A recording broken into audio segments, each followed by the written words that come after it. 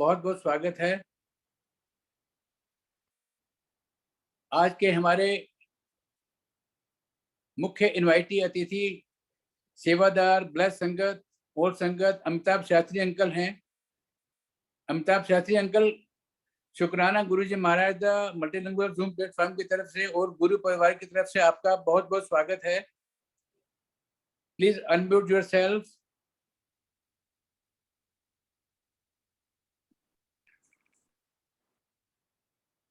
Am I audible, uncle? Yes, yes, you are audible, uncle.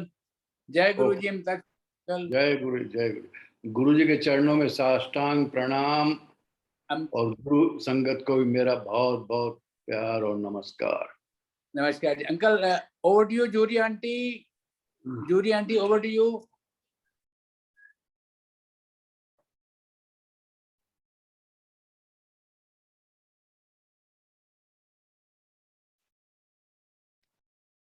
जय गुरु जी।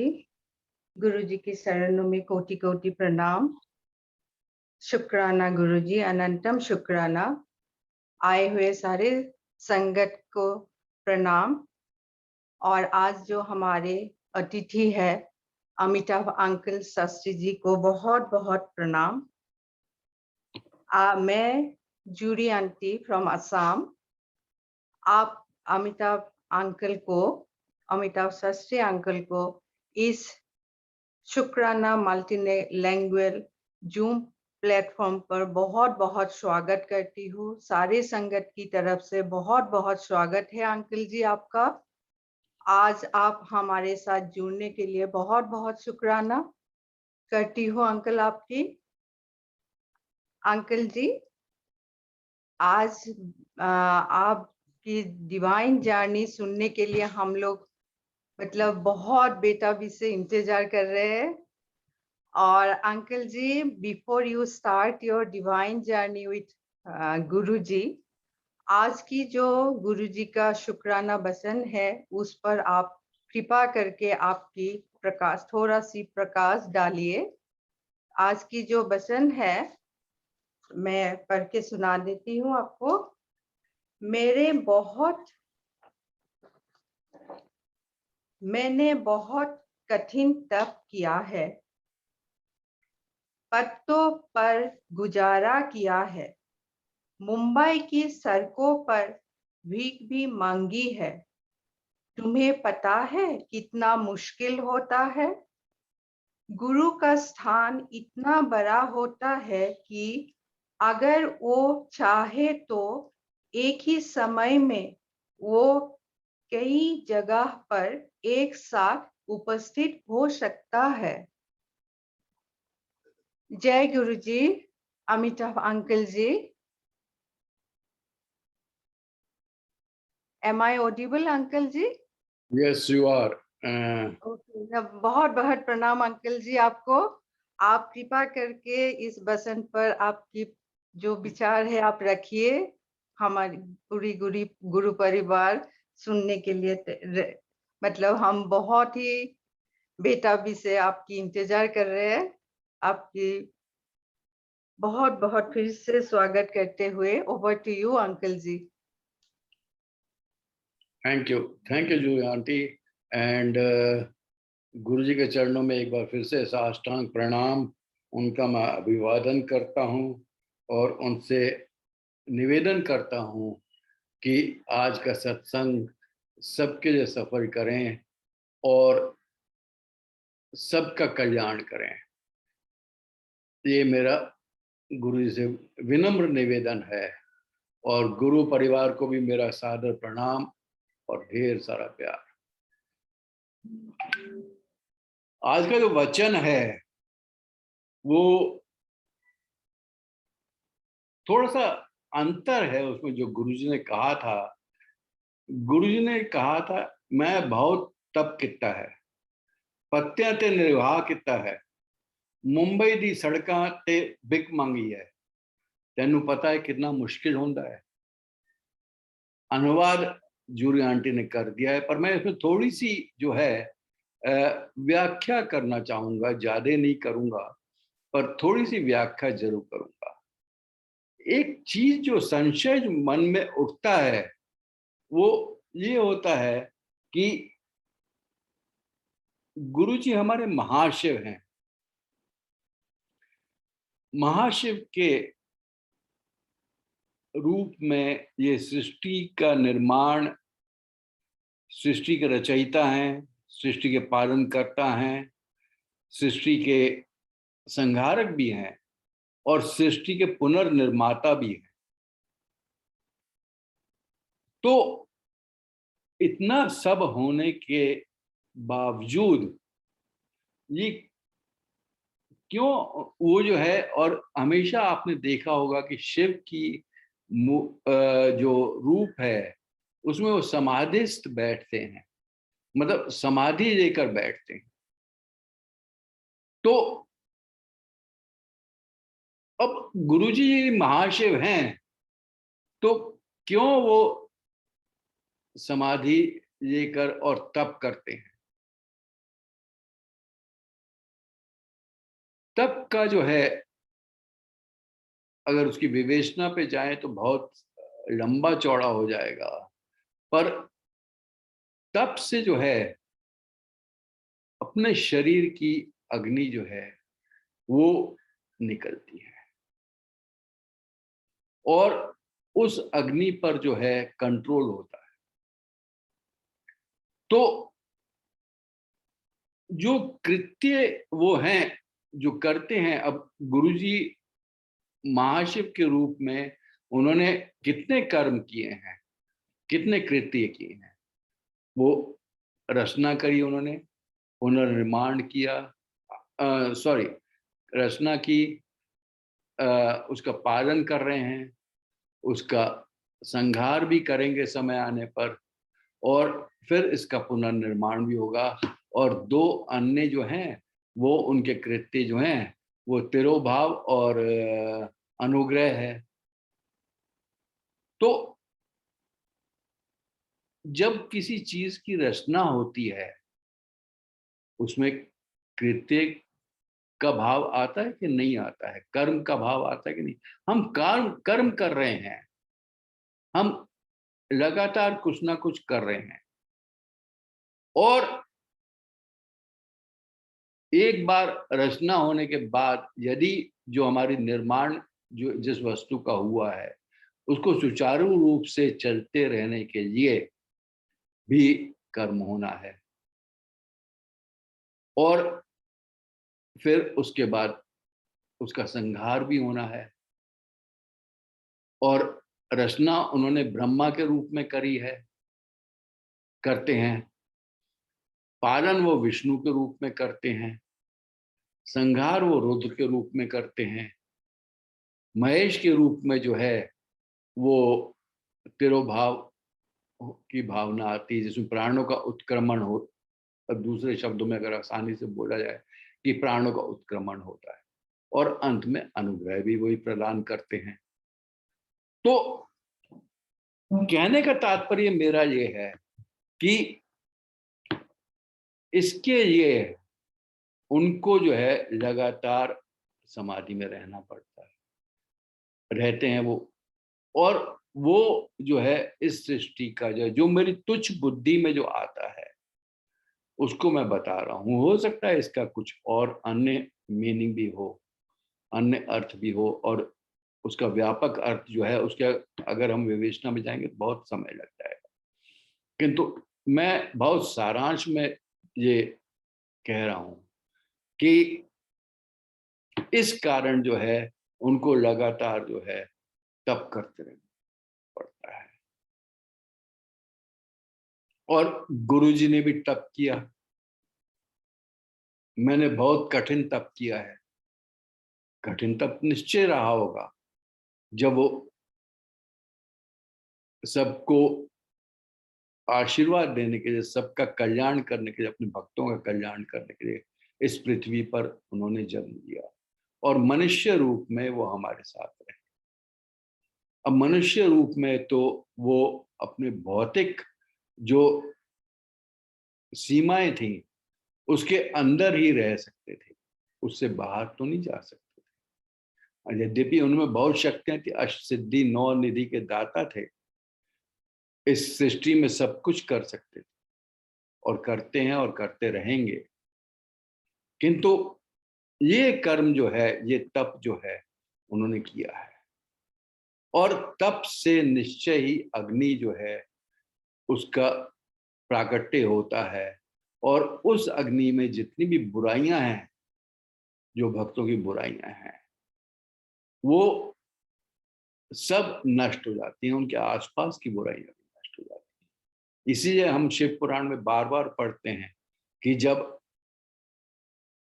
तप किया किसी ने, कुछ लोगों ने कई हजार वर्षों तक तप किया है, और उस तप करते हुए उस समय जो है, उसमें जो है आसपास का वातावरण जो है वो असहनीय हो गया लोगों के लिए जो वहां पे रह रहे थे, और वो या तो ब्रह्मा जी के पास या विष्णु के पास या भगवान शिव के पास जो है वो जाते थे, और उसके साथ ही वो उनसे निवेदन करते थे कि इनके जो ये तप कर रहे हैं उसको शीघ्र समाप्त किया जाए, जिससे कि हमें जो है थोड़ी राहत मिले। फिर तप करते उन्होंने पत्तियां पे निर्वाह किया, पत्तों पे निर्वाह किया है, उन्होंने अपना खाना पीना सब कुछ छोड़ दिया, और बंबई की सड़कों पे भीख भी मांगी है। तो उनको जो है सबका ज्ञान था, और सबका ज्ञान होना चाहिए। हो सकता है उस समय जब वो करते हैं, वो कितनों को आशीर्वाद देते हैं, कितनों का कल्याण करते हैं, वो उस समय, ये तो हमें पता है उन्होंने कितनों का कल्याण किया है। जो मुझे एक बार बताया गया था कि हमारी 84 लाख योनियां हैं, जिसमें मनुष्य के बाद जो है मनुष्य को जन्म, इस योनि में जन्म मिलता है, हमें मानव जन्म प्राप्त होता है। गुरु जी ने भी 84 लाख का कल्याण किया, और उसके बाद उन्होंने महासमाधि। फिर उन्होंने कहा साफ साफ कि तेनू पता है, अब कोई पत्तों पे निर्वाह कर रहा है, बंबई की सड़कों पे भीख मांग रहा है। तब किया उन्होंने अपने अंदर की, और बहुत अग्नि जो है बहुत प्रकट होती है उस समय, बहुत गर्म हो गए होंगे, बहुत शरीर जो है तप रहा होगा, बिल्कुल तप और ताप, वही तो है तप और ताप।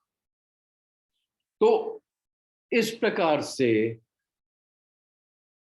उन्होंने इसलिए कहा कि मैं कितना मुश्किल होता है, और मैंने ये सब किया है तुम लोगों के लिए, तुम्हारे कल्याण के लिए किया है,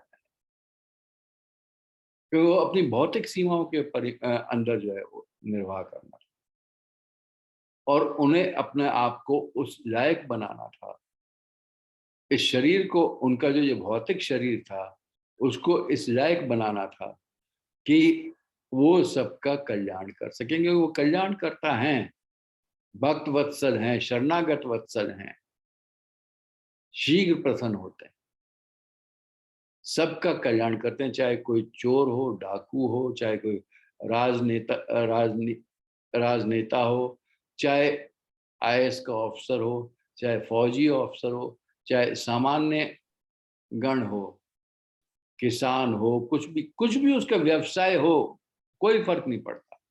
पर जो भी गुरु जी के साथ आया, गुरु जी के पास आया, उसका उन्होंने कल्याण किया है।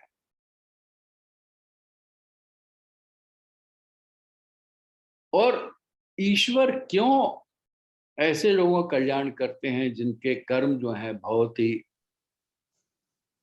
निम्न स्तर के हैं, जिसमें कहूंगा कोई खूनी भी अगर उनके पास है, उसका भी उन्होंने कल्याण किया। उनकी आकांक्षा उनकी ये रही है कि वो जो हैं उसको जो है आशीर्वाद दे सकें, और संभवतः उनका उसका मन का परिवर्तन कर सकें, जिससे कि वो जो है उनकी शरण में जाकर जो है अपने समस्त बुरे कर्मों का, दुष्कर्मों का निवारण कर सके, और जैसा हम जानते हैं कि अंत में उनसे ही विजय कर सके, उनमें ही विजय कर सके।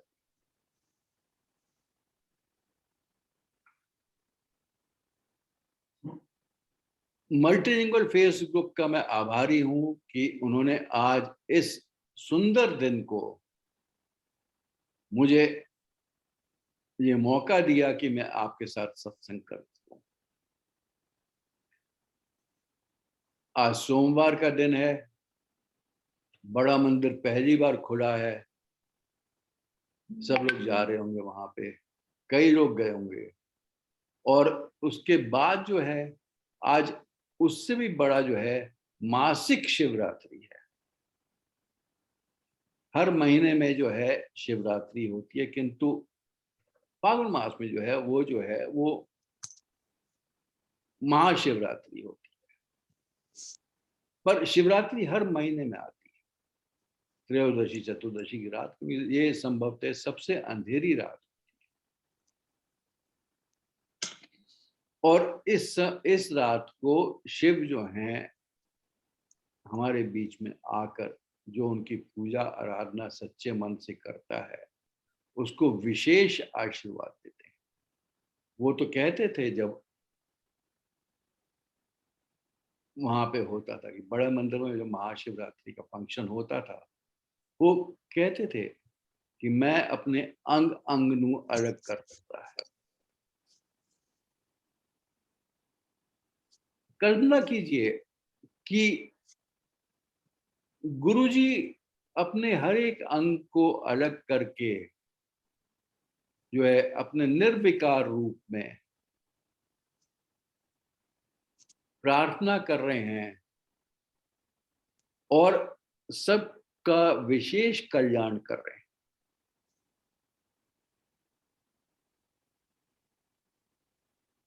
तो मैं बहुत आभारी हूँ मल्टीलिंगुअल फेस ग्रुप का। वो बहुत ही अच्छा काम कर रहे हैं। सुरेश वासन अंकल का मैं आभारी हूँ कि उन्होंने ये मौका मुझे दिया कि मैं आज आपके साथ अपना सत्संग जो है वो बांट सकूं। और जो भी होगा, जो भी आज मैं बोलूँगा, मैं गुरु महाराज से यही निवेदन करता हूँ कि जो वो चाहते हैं वैसा हमें बुलवाएं।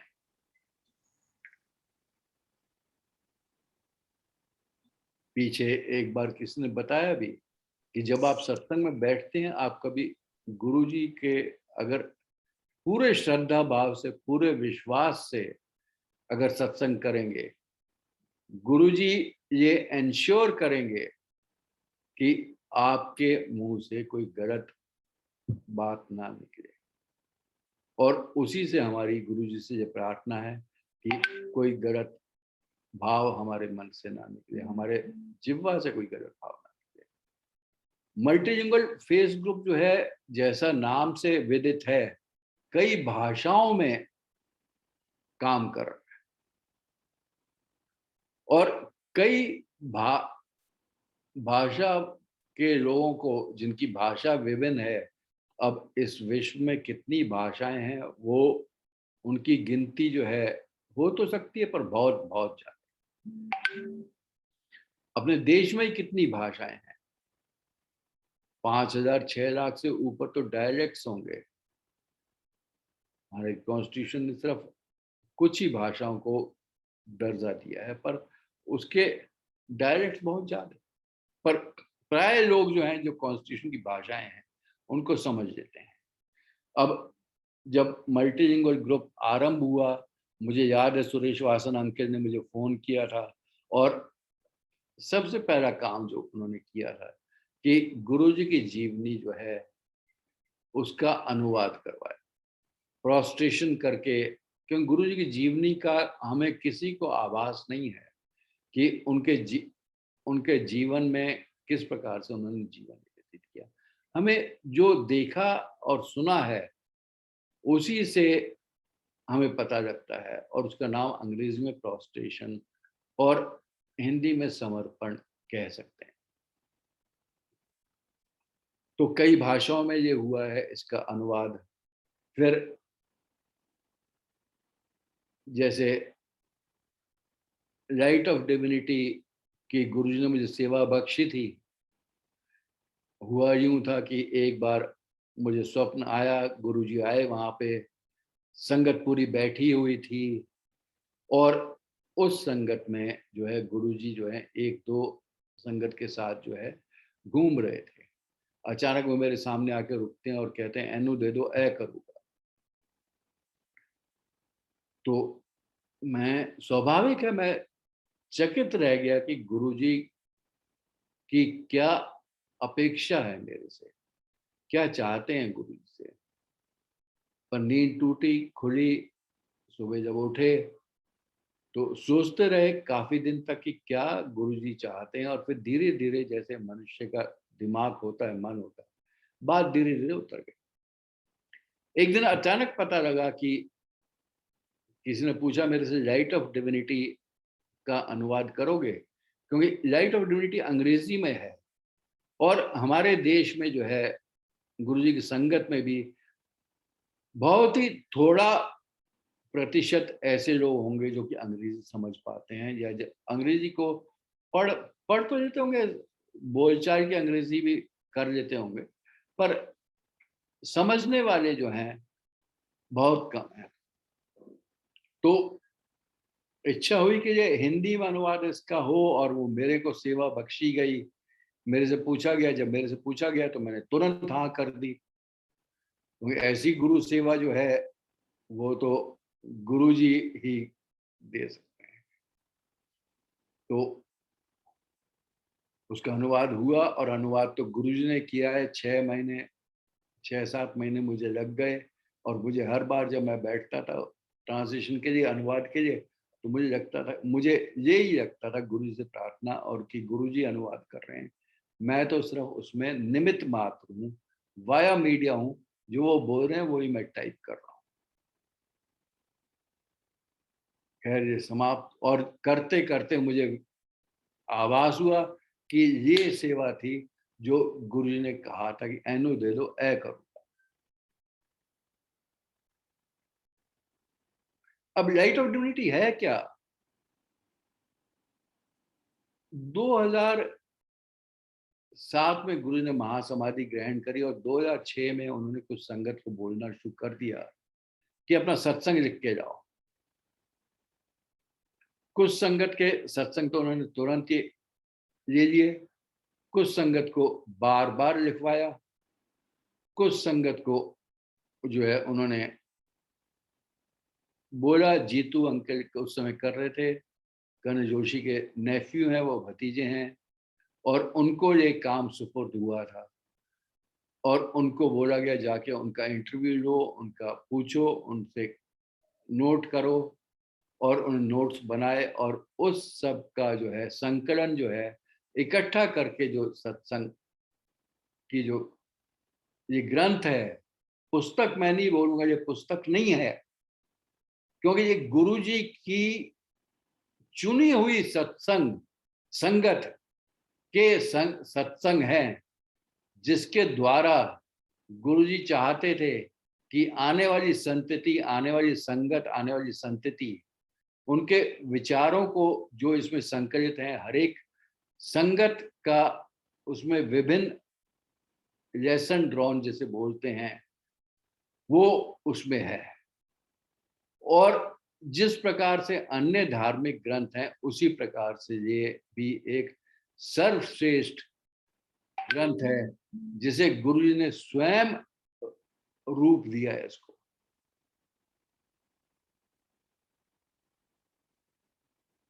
और ये अगर कोई बेच रहा है, जैसे मुझे पता लगा है, तो वो अनर्थ कर रहा है अपना। कोई अपने आप प्रिंट करा रहा है, वो भी अनर्थ कर रहा है, क्योंकि इसका एक ही रूप है, और वो गुरु जी का करवाया हुआ है। ये मुफ्त में सबके लिए उपलब्ध है। प्रतियां हैं मेरे पास, जिसको चाहिए वो मेरे को कांटेक्ट कर सकता है, और उसको जो है ये मिल जाएगी। पर ये तो मैं एक रिक्वेस्ट, एक निवेदन जो आप सबसे करना चाहता हूँ कि एक तो इसका जो है, जिसके पास लाइट ऑफ डिविनिटी है और उन्होंने पढ़ी हुई है, वो इसको ना ले। जिनको हिंदी समझ नहीं आती है वो इसको ना ले, और अगर कोई इसको लेके ना पढ़े, इसका सदुपयोग ना करे, इसका उपयोग ना करे, तो वो भी इसको ना ले, क्योंकि ये पढ़ने के लिए है, ये आपके ज्ञान प्राप्ति के लिए है। और गुरुजी के संदेश थे, जो वचन उनके हैं, जो चाहते हैं कि आने वाली संगत को वो संदेश मिले और वो उसका अनुसरण करें, उसको फॉलो करें, वो इसमें है। अतः ये बहुत ही महत्वपूर्ण ग्रंथ हो जाता है। और मल्टीलिंगुअल फेस ग्रुप टीम ने एक बहुत ही, वासन अंकित ने एक बहुत ही महत्वपूर्ण कदम इसमें बढ़ाया है कि इसका जो अनुवाद अन्य भाषाओं में भी कराया हुआ है। और अभी एक गुरुमुखी में, गुजराती में, मराठी में और कई भाषाओं में ये आई है। और गुरु कृपा से, गुरु जी की मेहर से ये जो है शीघ्र ही आप सब लोगों तक पहुंचेगी। जैसे उन्होंने मुझे आज बताया, सुबह जब उनसे बात हो रही थी तो उन्होंने कहा कि ये जो है जल्दी ही सबके पास पहुंचेगी, और इसको जो है ग्रंथ के रूप में जो है इसकी प्रिंटिंग होगी और उसके बाद ये सब पहुंचेगी। पर इसमें ये नहीं है कि ये आपको हफ्ते भर में या 2 हफ्ते में, 2-4 महीने में मिल जाएगी। हो सकता है आपको प्रतीक्षा करनी पड़े, कुछ भाषाओं में जल्दी आ जाएगी, कुछ भाषाओं में देर से आएगी, निर्भर करता है कि किस प्रकार गुरु जी चाहते हैं कि इस ग्रंथ का आगे से जो है इसका प्रतिपादन। तो ये वो ही करते हैं, जैसी उनकी आज्ञा होती है वैसी ही कर्म हम लोग करते हैं। हमारे मन के विचार भी गुरु जी ही करते हैं, और वो विचार हमारे मन पे डालते हैं और उसी के अनुसार हमें कर्म कराते हैं। शब्द व्याख्या है, गुरबाणी की व्याख्या है, विभिन्न भाषाओं में अभी कुछ 1-2 महीने से शुरू हुआ है, और अति सुंदर है वो कि सबके पास ये संदेश पहुंचे। शिव पुराण की रीडिंग हो रही है, ऑटोबायोग्राफी ऑफ योगी की रीडिंग हो रही है, दिव्य आभा की रीडिंग और लाइट ऑफ डिविनिटी की रीडिंग जो है, मैं भूल गया कहना, वो भी आज सुबह से ही आरंभ हुआ है, आज आरंभ हुआ है। अगेन वासन अंकल का बहुत बहुत धन्यवाद, मल्टीलिंग और फेसबुक का टीम का बहुत धन्यवाद, जो भी इस काम को कर रहे हैं उनका बहुत बहुत धन्यवाद। चाहे वो शब्द व्याख्या कर रहे हैं, चाहे गुरबाणी की व्याख्या कर रहे हैं, चाहे इन ग्रंथों की व्याख्या पढ़ रहे हैं,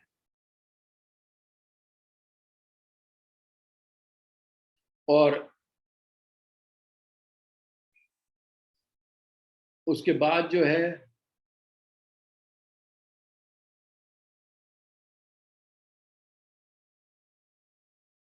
मैं वासन अंकल से रिक्वेस्ट करता हूं कि अगर और विशेष डॉक्टर्स को कोरोना के टाइम पे हार्ट बीपी स्पेशलिस्ट उनको बुलाकर उनसे इंटरैक्टिव सेशन करवा के एक और बहुत ही सुंदर वो जो है कार्यक्रम उन्होंने चलाया है।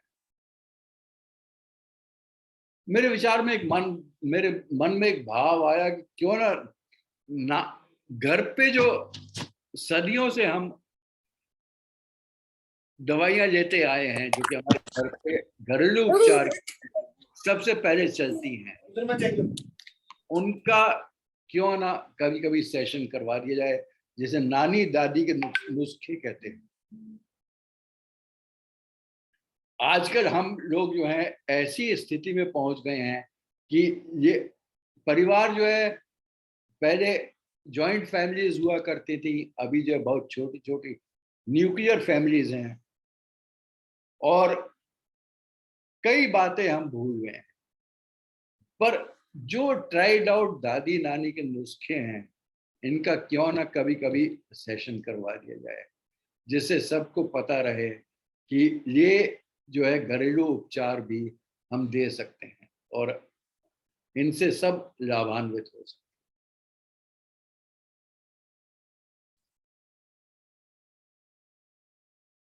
इसके अलावा भी मल्टीलिंगुअल टीम बहुत से कार्यक्रम करती है, सत्संग तो खैर करते ही हैं हम लोग। और अभी जो है एक बात उन्होंने और बताई कि शायद फ्राइडे को हफ्ते में एक बार जो है वो सत्संग जो गुरु जी के महासमाधि से पहले उनके साथ जुड़ी हुई थी, जिसे आप लोग जो है पुरानी संगत कई बार ओल्ड संगत बोल देते हैं। हालांकि गुरु जी के साथ रहते हुए संगत कोई पुरानी संगत नहीं थी, कोई नई संगत नहीं थी, सब संगत थी। मैं तो बोलूंगा कि ओल्ड संगत जो है अर्स्टवाइल संगत है, कंटिन्यूअल संगत है, दीर्घकालिक संगत है, और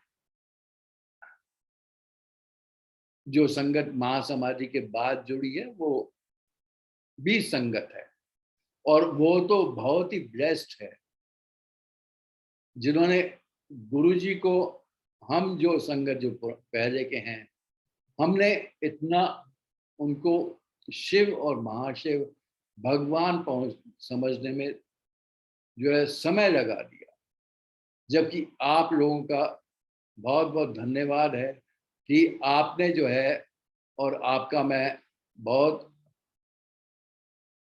मतलब क्या कहना चाहिए कि मैं समझता हूँ कि आप तो बहुत ही ऐसे कल्याण प्राप्त किए हुए संगत हैं जिन्होंने गुरु जी को पहली बार में ही, शुरू में ही, और ये समझने में कि वो भगवान है, महाशिव हैं, समय नहीं लगाया।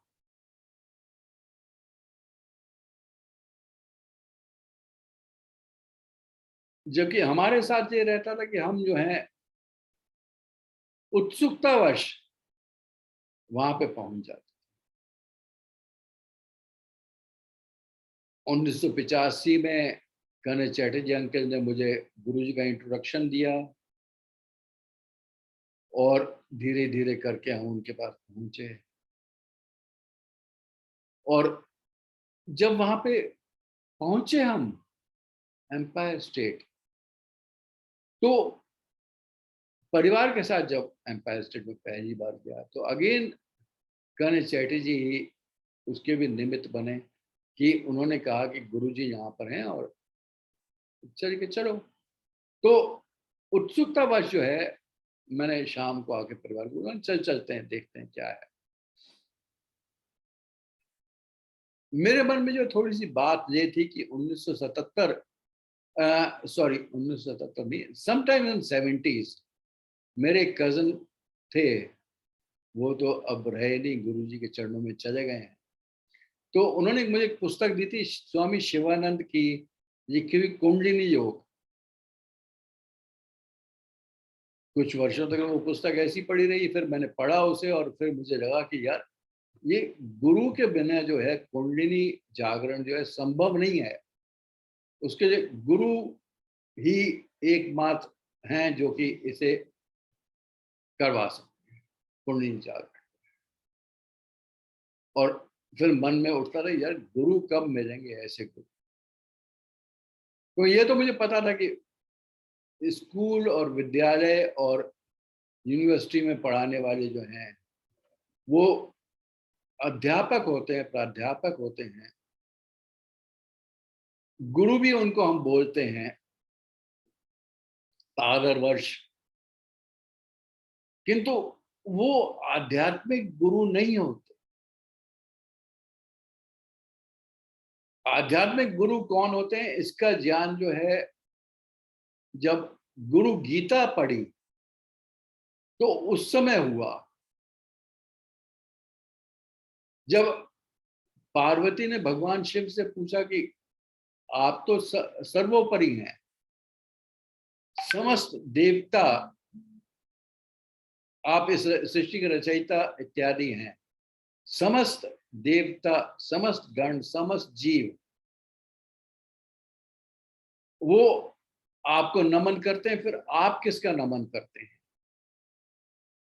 तो उस प्रश्न का उत्तर देते हुए 214 श्लोक का वो गीता है, गुरु गीता, वो शिव ने उनको गाकर बताई कि मैं गुरु का नमन करता हूं।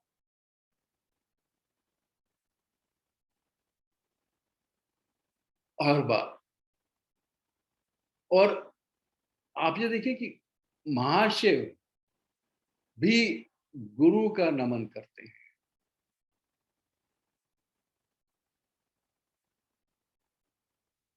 और गुरु की बहुत सुंदर वर्णन उसमें है।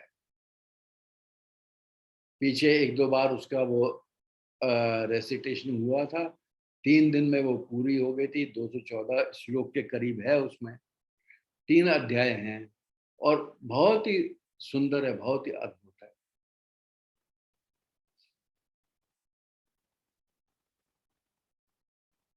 तो हम जब, मेरे मन में ये उत्सुकता थी कि गुरु कब मिलेंगे,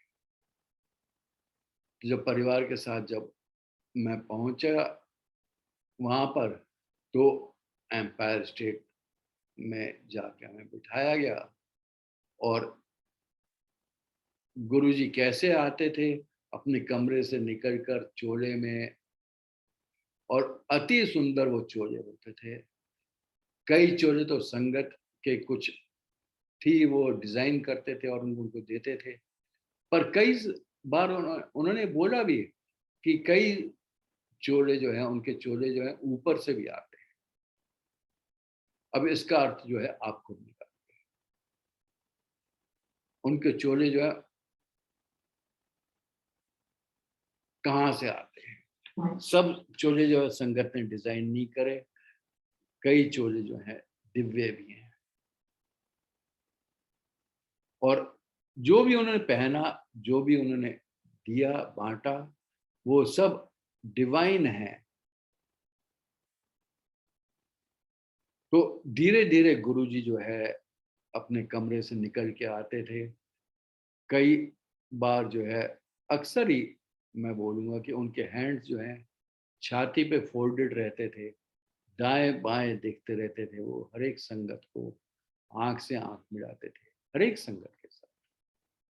और फिर वो जब अपनी गद्दी के पास पहुंचते थे, तेजी से वो 2-4 कदम चल के वो गद्दी पे बैठ जाते थे,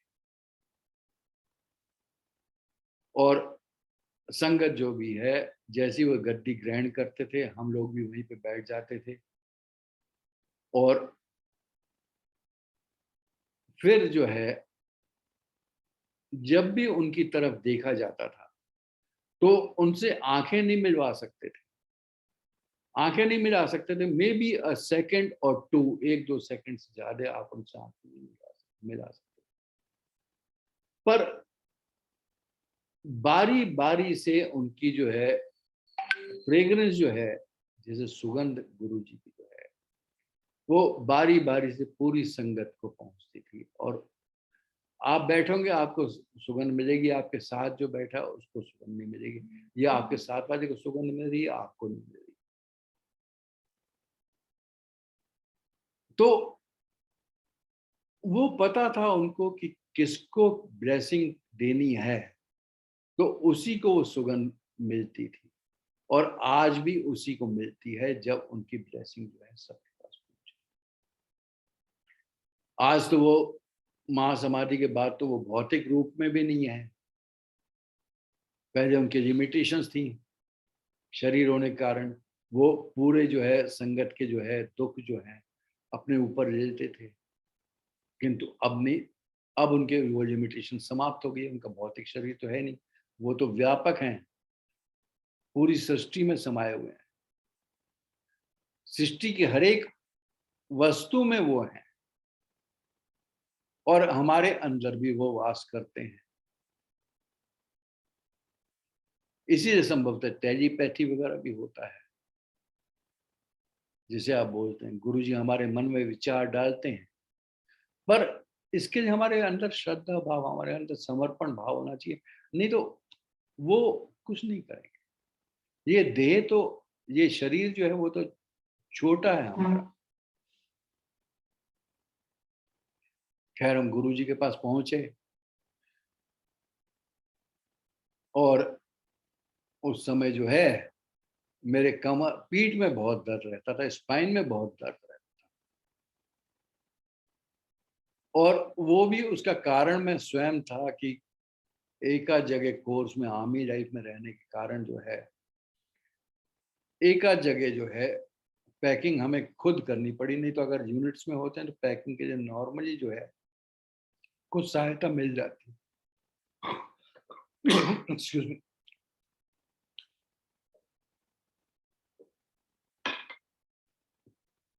यूनिट्स के जवान जो है आके वो सहायता करते थे पैकिंग में, पर जब कोर्स पे होते हैं वहां पे ये सहायता नहीं होती। और एक बार ऐसे ही कोर्स पे मैं था, तो लंबा कोर्स था, defence service staff college course कर रहा था, तो जब समाप्त हुआ तो उसका पैकिंग खुद ही कर रहे थे, और उसके उस समय जो है अपने पास कुछ फर्नीचर आइटम भी हमने धीरे धीरे बनवा लिए थे, और उनको जो है बड़े बड़े बॉक्सेस में पैक करे थे, और उन बॉक्सेस को उठा के जो है, मतलब 6 फीट लंबा बॉक्स जिसमें सेटी आ गई पूरी, और 6 फीट लंबा लकड़ी का बॉक्स, उसमें पैकिंग करके उस बॉक्स को रास्ते से हटाना, उठा के, क्योंकि हर जगह खिसका नहीं सकते थे, वो बहुत काफी भारी है, तो उठा लिया करता था।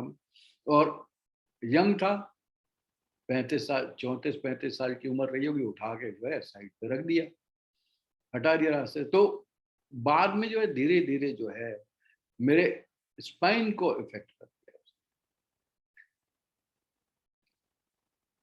तो गुरुजी के सामने जो है दाहिने गद्दी के बिल्कुल दाहिने साइड पे बैठे हुए मैं लंगर कर रहा था, और मैं शायद पहले ही संगत में था उस समय, बिल्कुल जहाँ से वो शुरू होता है लंगर का। वो उस समय जब लंगर होता था तो पहले तो पूरी संगत बैठी रहती थी एम्पायर स्ट्रीट में हॉल में, और जब लंगर होता था तो फिर संगत को उठा के थोड़ी देर बाहर भेज दिया था, और उस समय जो है जैसे आजकल जो है बड़ा मंदिर में वो रेड स्ट्रिप्स लगी होती हैं उसी तरह के बिछा दी जाते थे।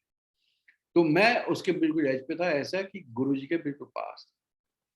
तो और दर्द इतना होता था उस समय कि आंखों से पानी निकल पड़ता था दर्द के कारण। धीरे धीरे दीवार का सहारा लेके जब मैं उठा तो मैंने उस समय देखा गुरुजी की तरफ, तो देखा कि गुरुजी मुझे देख रहे हैं लगातार। और संगत जी आप मानेंगे कि उस दिन के बाद जो है मुझे कभी दर्द नहीं, वो दर्द जो है कहाँ गायब हो गया मुझे पता नहीं लगा। हालांकि गुरुजी जो है संगत को और भी चीजों से क्योर करते थे। कभी डायबिटीज वालों को मिठाई दे दी, हार्ट पेशेंट जो है उसको समोसे 7 समोसे खिलवा दिए, डायबिटीज वालों को आधा किलो तक मिठाई दे दी।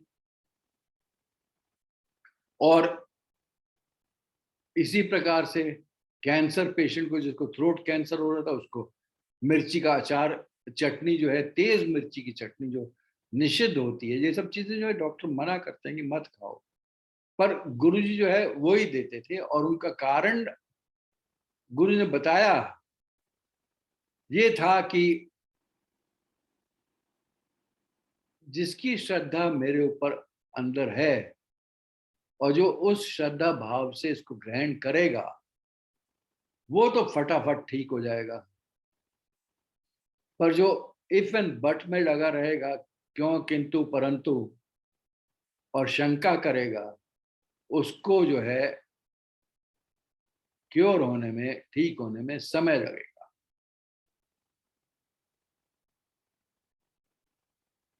पर गुरुजी को क्योर करने में कभी किसी चीज की आवश्यकता हो, ये धारणा गलत है। हालांकि वो चम्मच से और पान के पत्ते और कुछ भी चीजें करके, उपाय बता के वो लोगों को ठीक करते थे।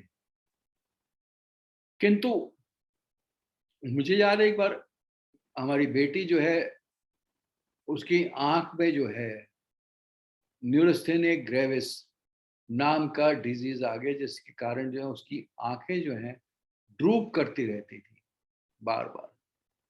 वो न्यूरो पे जो है उसका इलाज कर रहे थे और दवाई पे थी वो, 8 घंटे की फ्रीक्वेंसी इंटरवल था उसका।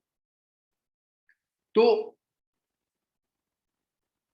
पर दवाई का असर जो है पूरे 8 घंटे नहीं रहता था, कम रहता था। वो उस समय काम भी कर रही थी, तो अपने साथ सन गॉगल्स लेके जाती थी, और जब आइज जो है दवाई का असर कम होता था तो गॉगल्स पहन,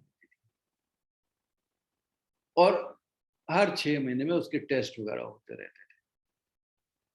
तो एक दिन वो तंग आ गई बिल्कुल कि, और उसने कहा कि मैं दवाई बिल्कुल छोड़ दी। उसने कहा गुरुजी अब आपके हाथ में है, आप जो करना चाहें करें। हम जब पहुंचे गुरुजी के मंदिर में, तो वहां पे गुरुजी ने उसको जो है बिल्कुल सामने अपने पास, अपने बिल्कुल सामने बिठाया, और उसके बाद जो है उसकी वो समस्या जो है समाप्त हो। इसी तरह और सत्संग भी मैंने सुने हैं जो कि इसी प्रकार से जो है वो संगत का कल्याण हुआ।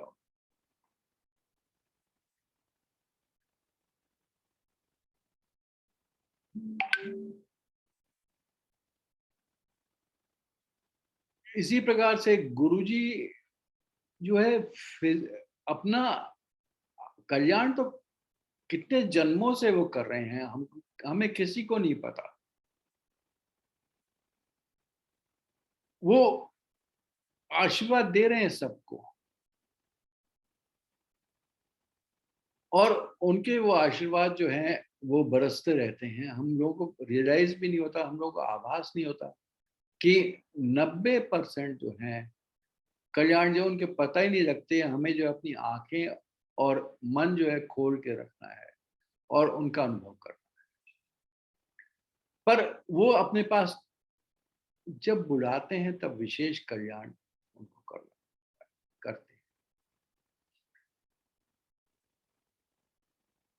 एक दिन मैं ऑफिस में बैठा हुआ था, तो अचानक मेरे बाह में जो है अनकंफर्टेबल फीलिंग होने लगी, और वो डिस्कम्फर्ट इतना बढ़ गया कि मैं जो है ऑफिस से परमिशन लेकर घर आना पड़ा। मेरी वाइफ जो है जब वो प्रिंसिपल थी एक स्कूल की, जब वो घर पहुंची तो उन्होंने देखा कि मैं घर पर ही हूँ, तो मैंने उनको बोल दिया कि मैंने कहा कि मेरी तबीयत ठीक नहीं थी, तो मैं आ गया, रेस्ट करने जा रहा हूँ। अगर उस समय मेरा ऑफिस जो दिल्ली में था, आजकल तो हम गुड़गांव में रहते हैं, उस समय भी इसी घर में थे वैसे, पर रोज मैं ड्राइव करके दिल्ली जाता था। अगले दिन भी मैं ड्राइव करके दिल्ली चला गया अपने ऑफिस में।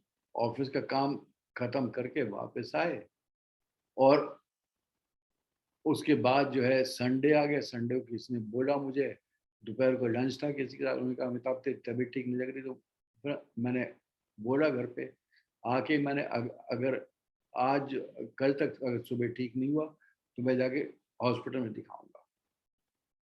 हॉस्पिटल में दिखाया। उस समय गुड़गांव में इतने फोर्टिस, मैक्स, आर्टेमिस, पारस वगैरह ये कोई हॉस्पिटल नहीं थे, बहुत ही छोटे से ऐसे हॉस्पिटल थे। तो एक हॉस्पिटल में ओमकर में मैं चला गया, वो उस समय अच्छा माना हुआ हॉस्पिटल था। और वहां पर जो है जब उन्होंने ईसीजी लिया तो उन्होंने कहा ईसीजी में चेंजेस हैं, और उन्होंने मुझे एडमिट कर दिया। मैंने फिर रिंग करके बोला घर पे, अपनी वाइफ को, हिंदू को बोला कि मैंने कहा ये हुआ है, और वो जो है उन्होंने फटाफट दामाद को रिंग करा, और दामाद और उनके भाई भागे हुए आए, और वो मुझे वहां से निकाल कर जो है एस्कॉर्ट्स में ले गए। एस्कॉर्ट्स में मुझे एडमिट कर लिया गया। जब उन्होंने ईसीजी वगैरह देखा और करा, उसके बाद एंजियोग्राफी हुई। तो जब एंजियोग्राफी हुई अगले दिन, तो उसमें पता लगा जी कि मेरे हार्ट में जो है आर्टरी में जो है 100% ब्लॉकेज था। 4 ब्लॉकेज थे, 70 से लेकर 100% तक। तो राइट कोरोनरी आर्टरी में जो है एक बाईपास अपने आप ही हो गया था, और वहां पे खून जो है मेन आर्टरी से ना होकर उस बाईपास आर्टरी में बह रहा था। बाकी 2 ब्लॉकेज जो है वो स्टब पे थे, जैसे बोलते हैं जैसे रोड जहाँ कहीं जाके खत्म हो जाती है उसी तरह स्टब होता है वो, तो उससे आगे नहीं जाता, वहां पे उस स्टब में थे, तो उनको कोई इतना अंतर नहीं पड़ता। तो पर ये 100% का ब्लॉकेज जो था, तो वो चिंता का विषय था। और उसने डॉक्टर वो सरप्राइज कि आई मीन 100% ब्लॉकेज के बाद जो है खून ही नहीं बह रहा आर्टरी से, फिर मैं जीवित कैसे हूँ?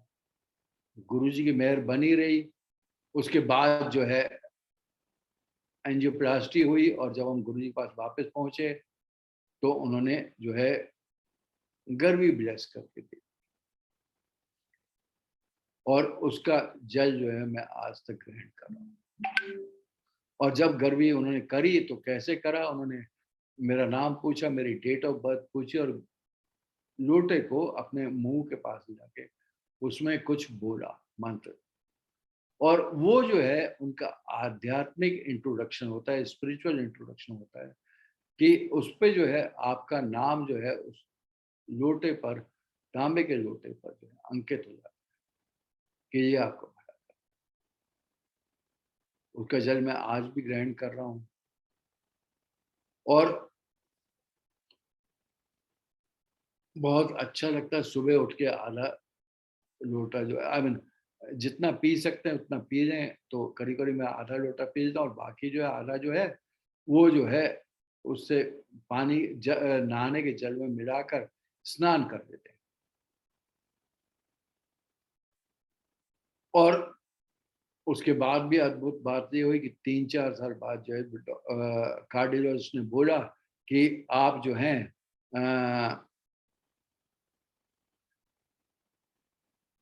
टीएमटी टेस्ट करा लो। तो जब मैं टीएमटी टेस्ट के लिए गया तो वहां पे डॉक्टर ने पूछा मेरे से, आप क्यों आए हो यहाँ पे? मैंने कहा मेरे कार्डियोलॉजिस्ट ने बोला कि टीएमटी टेस्ट कराना, तो मैं आ गया।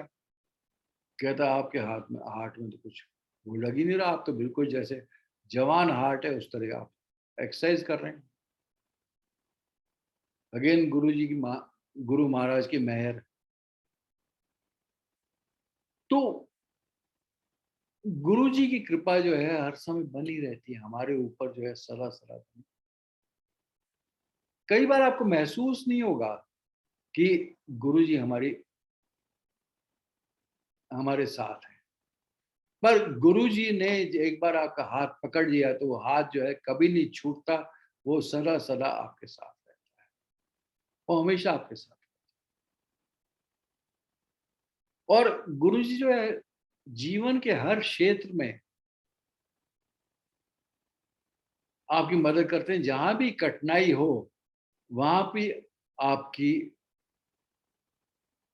सहायता गुरु जी करते हैं, चाहे उनका आभास आपको हो ना हो, वो बात भिन्न है। कई बार आपको पता लग जाएगा कि गुरु जी ने मेहर बनाई है, कई बार जो है नहीं होगा। पर इसीलिए गुरु जी कहते थे कि शुक्राना किए जाओ, उन बातों का भी शुक्राना कर लो जिनका आपको पता नहीं है कि आपने गलत किया है। हमारे मुंह से कई बार ऊंची आवाज निकल जाती है,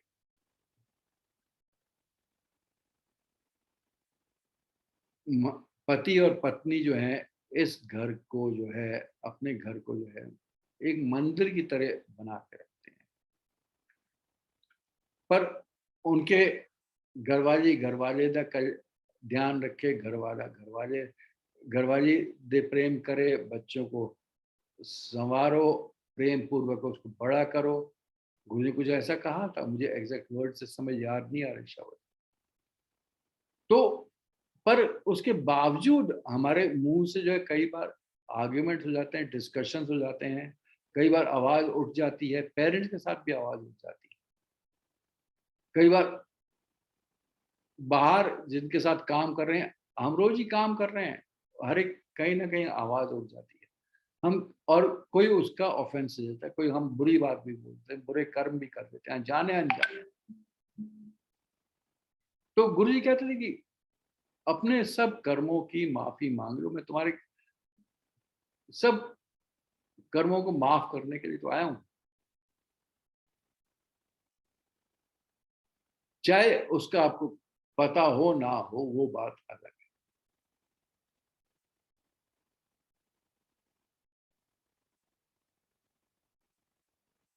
इसी तरह वीजा के लिए एक बार जो है मेरी बेटी की शादी के टाइम पे वीजा जो है उस समय अप्लाई किया शादी के बाद, और उसके बाद जो है, अच्छा उससे पहले एक और मैं सत्संग थोड़ा शेयर कर देता हूँ कि शादी हुई उसकी, और शादी 3-4 दिन के बाद ही उनको यूएस से जाना था। तो उसके लिए मैरिज सर्टिफिकेट जरूरत थी। मैरिज सर्टिफिकेट जो है वो मिनी सेक्रेटेरिएट में यहाँ पे गुड़गांव में मिलता था, और जब वहां पे पहुंचे तो वहां पे पैसे वगैरह बैंक में जमा करा के जब वहां पे गए तो वो थे नहीं वहां पे जो सर्टिफिकेट देते हैं। तो मैंने किसी को बताया, और फिर उसके बाद सर्टिफिकेट का करा, और अगले दिन जब उसका सर्टिफिकेट लेने गए तो उन्होंने, जो ऑफिसर थे, उन्होंने कहा, एसडीएम थे या कौन थे मुझे याद नहीं है, तो उन्होंने कहा आप कहाँ थे, हम तो कब से आपका इंतजार कर रहे हैं सर्टिफिकेट देने के लिए। तो गुरुजी की मेहर थी, सर्टिफिकेट फटाफट मिल गया अगले दिन ही, विद इन 48 आवर्स मेरे ख्याल, अगले दिन या उसके अगले दिन सर्टिफिकेट मिल गया था। अब वीजा के लिए जब गए वहां पे एम्बेसी में, तो बेटी को मैं छोड़ के जो है एम्बेसी के बाहर जो है, मैंने कहा चलो ठीक है, मैं डीएसवाई या ऑफिस में, एसपी मार्ग ऑफिस में भी जाके बैठ जाता हूँ। क्यों, अमेरिकन एम्बेसी में आपका, अगर आपको पता हो, वहाँ पे चाणक्यपुरी में जो है वहाँ पार्किंग की व्यवस्था जो है नहीं है, और उस समय वो काफी स्ट्रिक्ट भी थे, वहाँ पे किसी को पार्क नहीं करनी।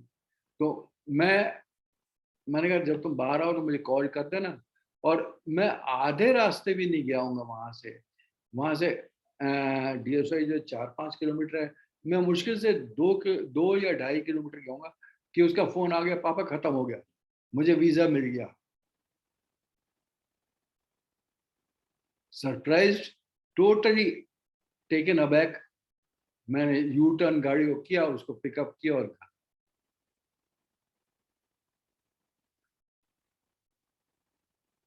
प्रकृति पे भी उनका नियंत्रण रहता है।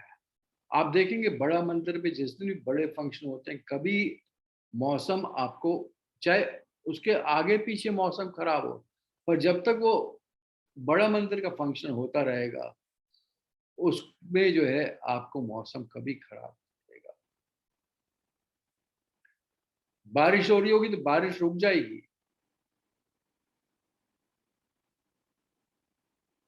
और यही गुरु जी की मेहर है।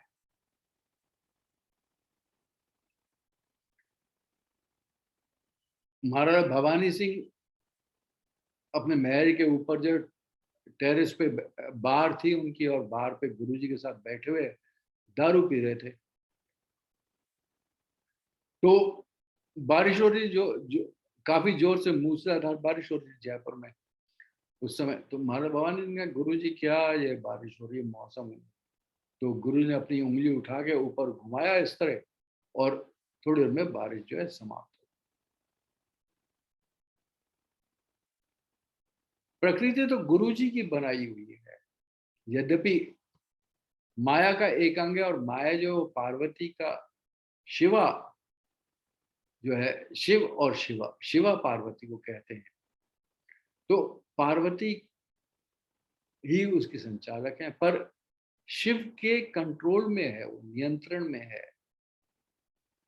और गुरु जी जो महाशिव है, तो इस प्रकार से गुरु जी के अनेक रूप हमने देखे हैं।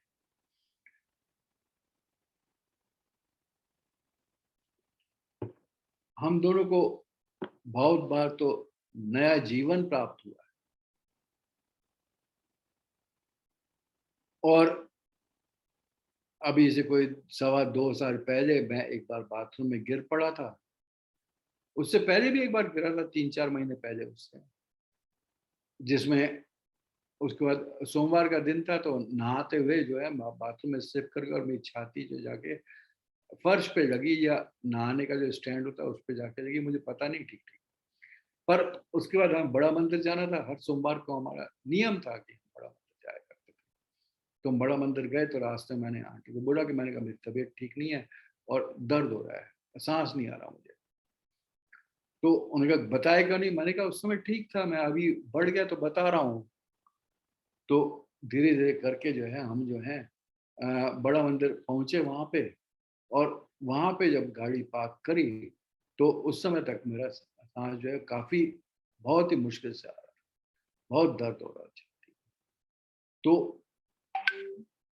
आंटी ने कहा किसी डॉक्टर की अनाउंसमेंट करते हैं? मैंने कहा नहीं अभी जरूरत नहीं है, अगर होगा तो देखेंगे। और मैं उनका हाथ पकड़ के, वो मुझे ले गई धीरे धीरे बड़ा मंदिर में, अंदर हॉल में जाके।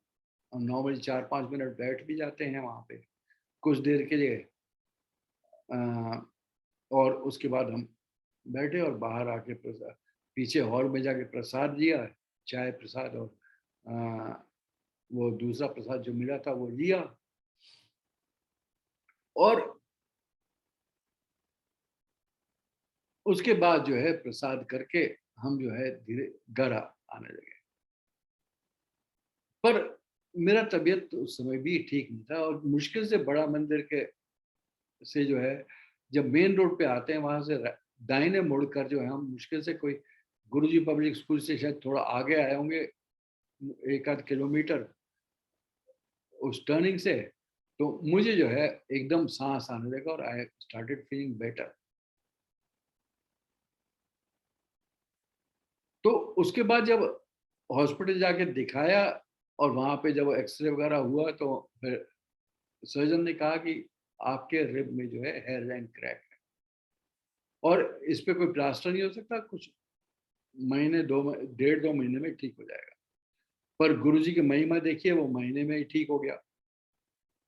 अब उसके 3-4 महीने बाद जून में फिर से हुआ, और इस बार जो गिरा तो फिर अगेन दोबारा जो कोई चोट नहीं थी, बाहरी चोट कोई नहीं थी। अगले दिन मुझे बाजार में काम था, मोबाइल दिखाना था, ठीक कराना था शायद थोड़ा सा, तो मैं जो हूँ बाजार चला गया, और वहां पे जो है मुझे ब्लैकआउट हो गया।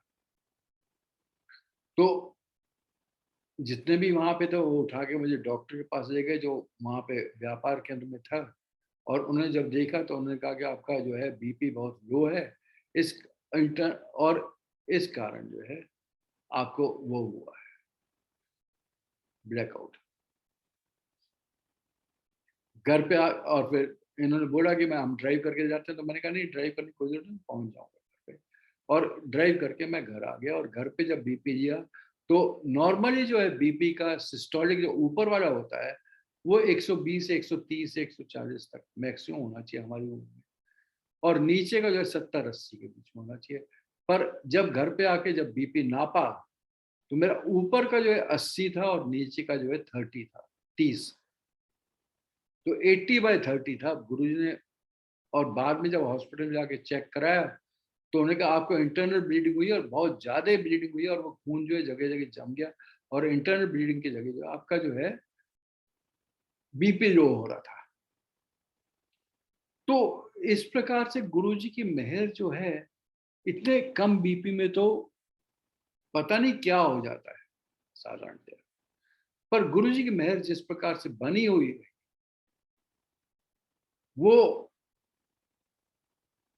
वो ही जानते हैं। और वो हमेशा मेहर जो है, जिस समय गुरुजी की सहायता की आवश्यकता होगी, वो हमेशा मिलेगी।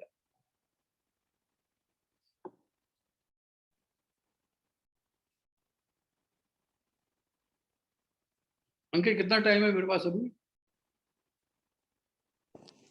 अंकल आपके पास बहुत टाइम है अभी, please carry on, please Thank carry you. On.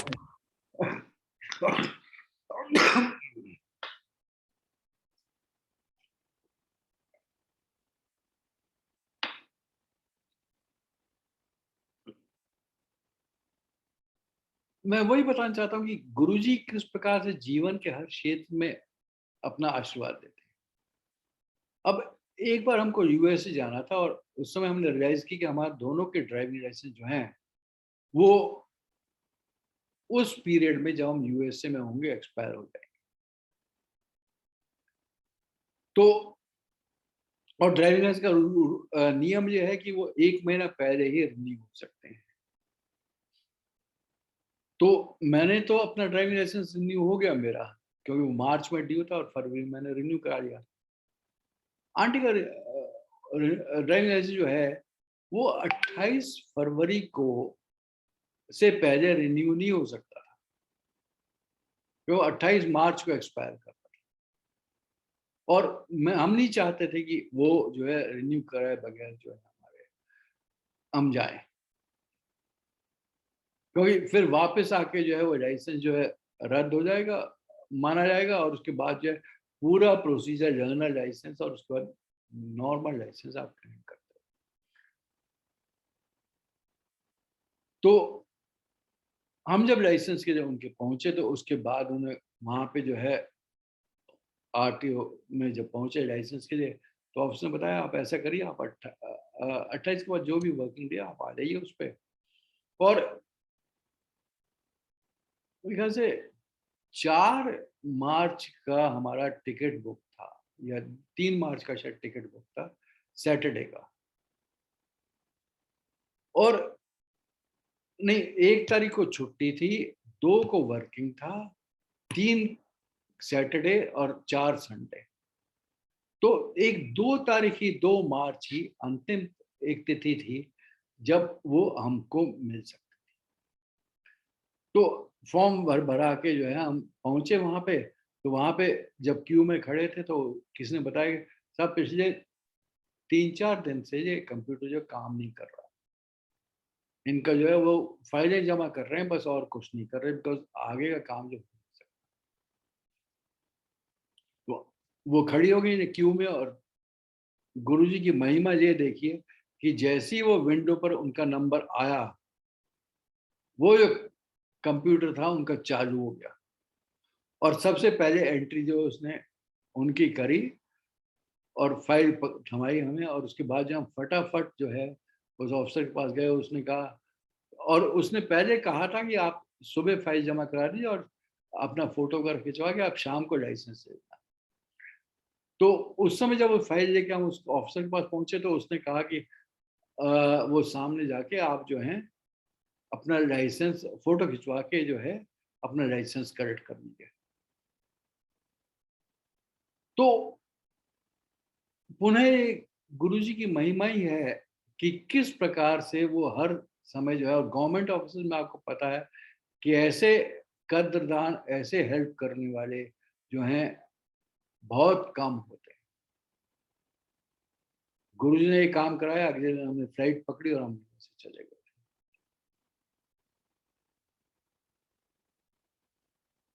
एक ट्राई जंक्शन का मुझे याद आता है कि बड़ा मंदिर जा रहे थे, तो वहां पे जो है जब ये गुड़गांव से रोड जो है फरीदाबाद रोड को जाके मिलती है, तो वो टी जंक्शन है जहाँ पे हमारे घर से रास्ता सीधा जाता है फेज 5 और उसके आगे होते हुए। तो वहां पे जैसी ही हमारी गाड़ी पहुंची, तो वो रुक गई वहां पे। 31 मई का शायद दिन था, मुझे दिन याद है, और गर्मी बेतहाशा पड़ रही। और उसके बाद गाड़ी को जितने भी वो चाबी घुमाए उसकी वो स्टार्ट ना हो, क्योंकि और हम परेशान कि कैसे करें, गाड़ी स्टार्ट नहीं हो रही। अचानक ही सामने फरीदाबाद रोड पर जो है, जैसे हम इधर खड़े हुए हैं, इस रोड पर जो है फरीदाबाद रोड पे ये फरीदाबाद की तरफ से गाड़ी आई और ये क्रॉसिंग करके बाईं तरफ को रुक गई, शायद एसयूवी थी।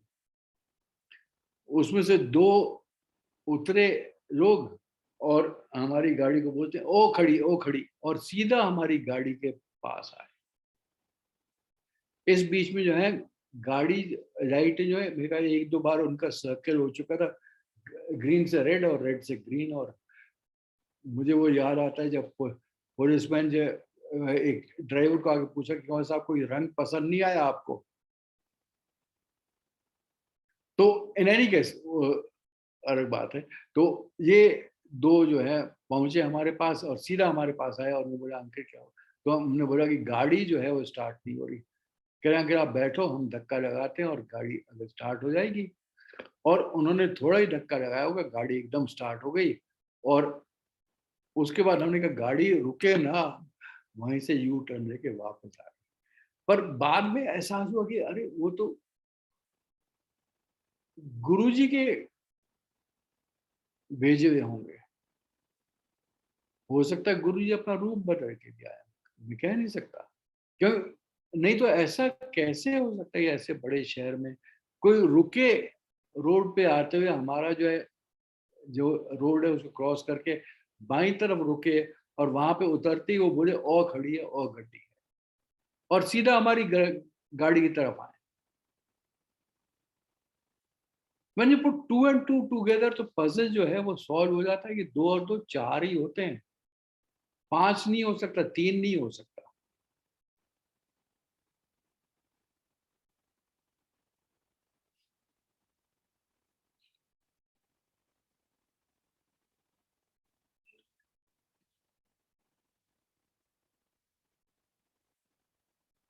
हम तो मंदिर हर रोज पहुंच जाते थे।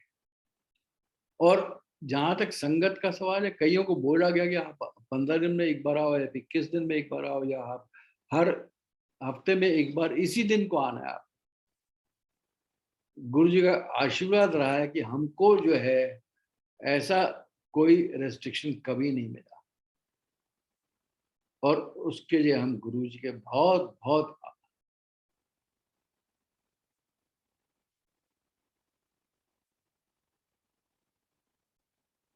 एक बार गुरुजी के साथ जो है संगत जो है जा रही थी बड़े मंदिर के चारों ओर, वो शिवलिंग जो है ऊपर से आधा जो है गीला था, नीचे सूखा हुआ था।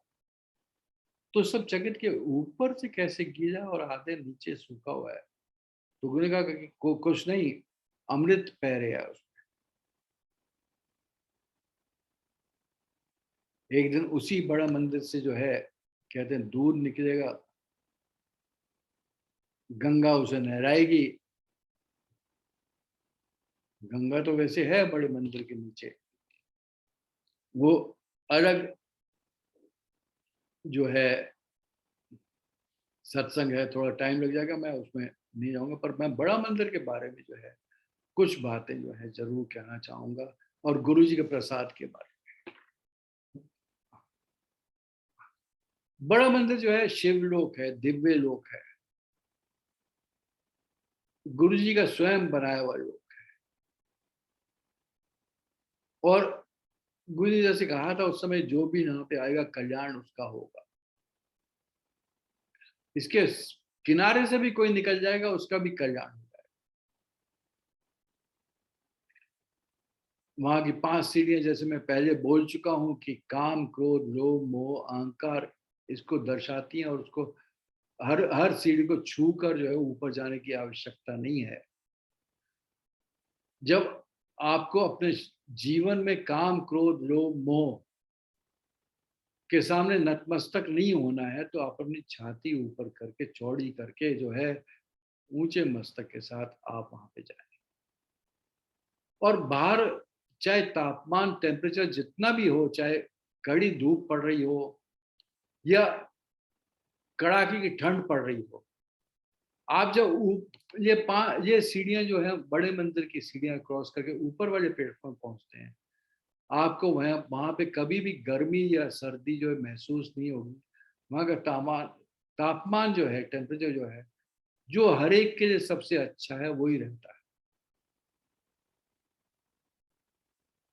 अगली बार आप जाएं तो नोटिस करिए, आजकल तो फिर गर्मी का मौसम खत्म हो गया, पर सर्दी का मौसम आ रहा है, उस समय शायद आपको पता लगे। अंदर जो है आपने अनुभव ही किया होगा कि कितनी सौम्यता है और कितना आशीर्वाद जैसे फीलिंग आती है। प्रसाद अब जब लेने जाते हैं तो गुरु जी ने कहा था कि प्रसाद जो बड़ा मंदिर में मिलता है वो वहीं पर लेना है, कोई मना नहीं करना चाहिए, क्योंकि उस प्रसाद में जो है आपके आगे आने वाले वर्षों का भी आशीर्वाद है, उसका भी कल्याण है। 25 वर्ष तक गुरु ने कहा था, और किसी के पूरे जीवन के लिए कर दिया हो। वहां पे खाओगे तो प्रसाद है, बाहर खाओगे तो मिठाई है। और जो भी आपको वहां पे सेवादार बोले, बड़ा मंदिर के बाहर से लेके अंदर तक, उसको जो है गुरु जी की आज्ञा मानकर हमें पालन करना चाहिए उसका।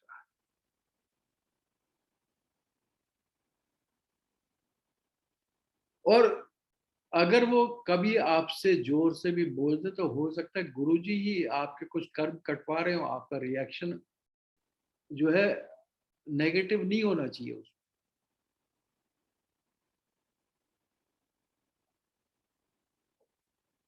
इसी प्रकार एक बार हुआ था कि गुरु जी की महासमाधि के तुरंत बाद ही वहां पे जो है उस दिन मेरे ख्याल से शायद खीर बट रही थी, और संगत जो है बहुत कम संगत जाती थी उस समय, जो है 2007 की बात है, तो इतनी संगत होती नहीं थी। तो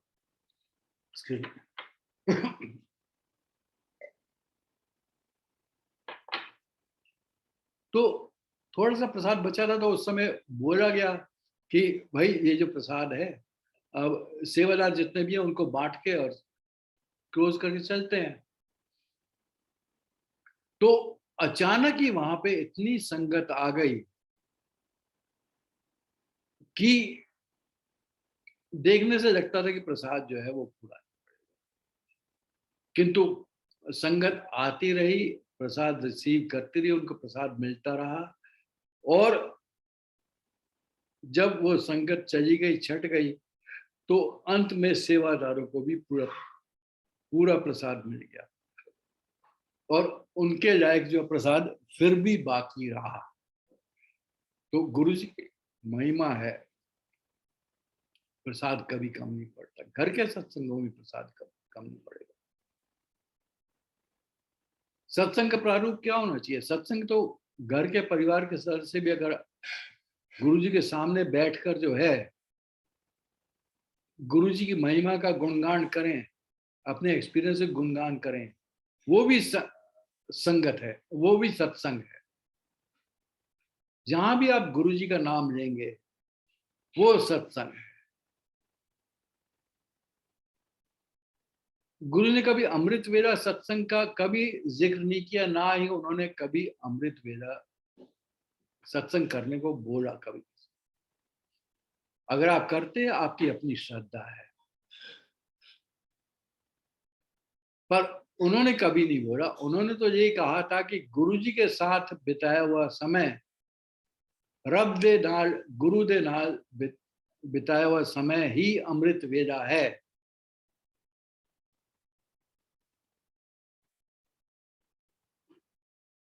और हमें ये जो उनके वचन जो हैं, जो समय समय पर आते हैं, और आजकल तो मल्टीलिंगुअल फेस ग्रुप पे जो फ्लायर्स आते हैं उनमें जरूर मेंशन होता है कुछ ना कुछ। तो उनकी आज्ञा का पालन करना चाहिए, उनकी आकांक्षा का पालन करना चाहिए। उनकी जो अपेक्षा है उसका पालन करना चाहिए। दूसरे के साथ बहुत ही नम्रता से पेश आई और कभी किसी का बुरा ना करें। गुरु जी कहते हैं, भिखारी भी अगर आए और अगर आप उसको कुछ नहीं देना चाहते तो हाथ जोड़ दो, उसको पता नहीं कौन किस वेश में आए। एक अंतिम सत्संग में इसी के बारे में मुझे याद आया कि मेरा ऑफिस उन दोनों ग्रेटर नोएडा में हुआ करता था। अब उन दिनों ये फ्लाईओवर वगैरह जो कारिका जी का और ओखला का फ्लाईओवर और ये मथुरा रोड पे कोई फ्लाईओवर वगैरह नहीं बने थे, शायद लेट 90s की बात है। तो और हर एक ट्रैफिक लाइट क्रॉस करने में, स्पेशली जहाँ का मैं बता रहा हूँ वर्णन, ओखला का जो टर्निंग है जहाँ पे कालिका जी मंदिर से जाने के लिए ओखला फेज 1 फेज 2 जो जाते हैं तो दाहिने मोड़ते हैं, तो वहाँ पे फ्लाईओवर वगैरह नहीं था और कई बार क्रॉस करने में 20-25 मिनट लग जाते थे वो क्रॉसिंग करने। तो मैंने देखा कि एक व्यक्ति जो है पुराने से कोर्ट में वहां पे जो है भीख मांग रहा है, सिर गंजा, ग्रेस हेयर और देखने में Anglo Indian, typical Anglo Indian लगता, और वो वहां पे भीख मांग रहा है। सरप्राइजिंग बात ये हुई कि आज तक मैंने कभी एंग्लो इंडियन को भीख मांगते हुए नहीं देखा। तो अगले दिन जब वो आया मेरे पास तो खिड़की पे, तो मैंने अपने जेब से पर्स निकाला, पर मेरे पास कोई बहुत बड़ा मतलब छोटे नोट नहीं थे, ज्यादा बड़े नोट थे मेरे पास। तो जो भी छोटा नोट निकला मैंने निकाल के उसको दे दिया और मैंने बोला कि भैया आई एम सॉरी, आज इतना ही है मेरे पास, today I have this much. तो उसने कहा नो प्रॉब्लम्स और कह के वो चला गया।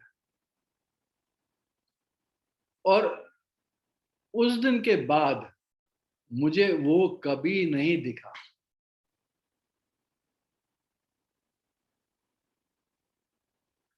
कभी नहीं देखा उस क्रॉसिंग को मैंने, और कहीं और भी नहीं देखा। कब कौन किस रूप में, कौन महापुरुष किस रूप में आपका कल्याण करने आ जाए आपको पता नहीं होगा। इसलिए नम्रता से पेश आइए, सबके साथ भावना रखिए। अगर आपके काम करते हुए किसी का भला हो जाए तो उसमें बुराई क्या है। तो इस प्रकार से गुरु जी के साथ जो जर्नी है, जब हम देखते हैं, सुनते हैं, विचार करते हैं, तो पता लगता है कितना उनकी ब्लेसिंग्स सब पे रही है। एक बंदा परिवार का पहुंच जाए, पूरे परिवार को उनकी ब्लेसिंग्स मिलती है।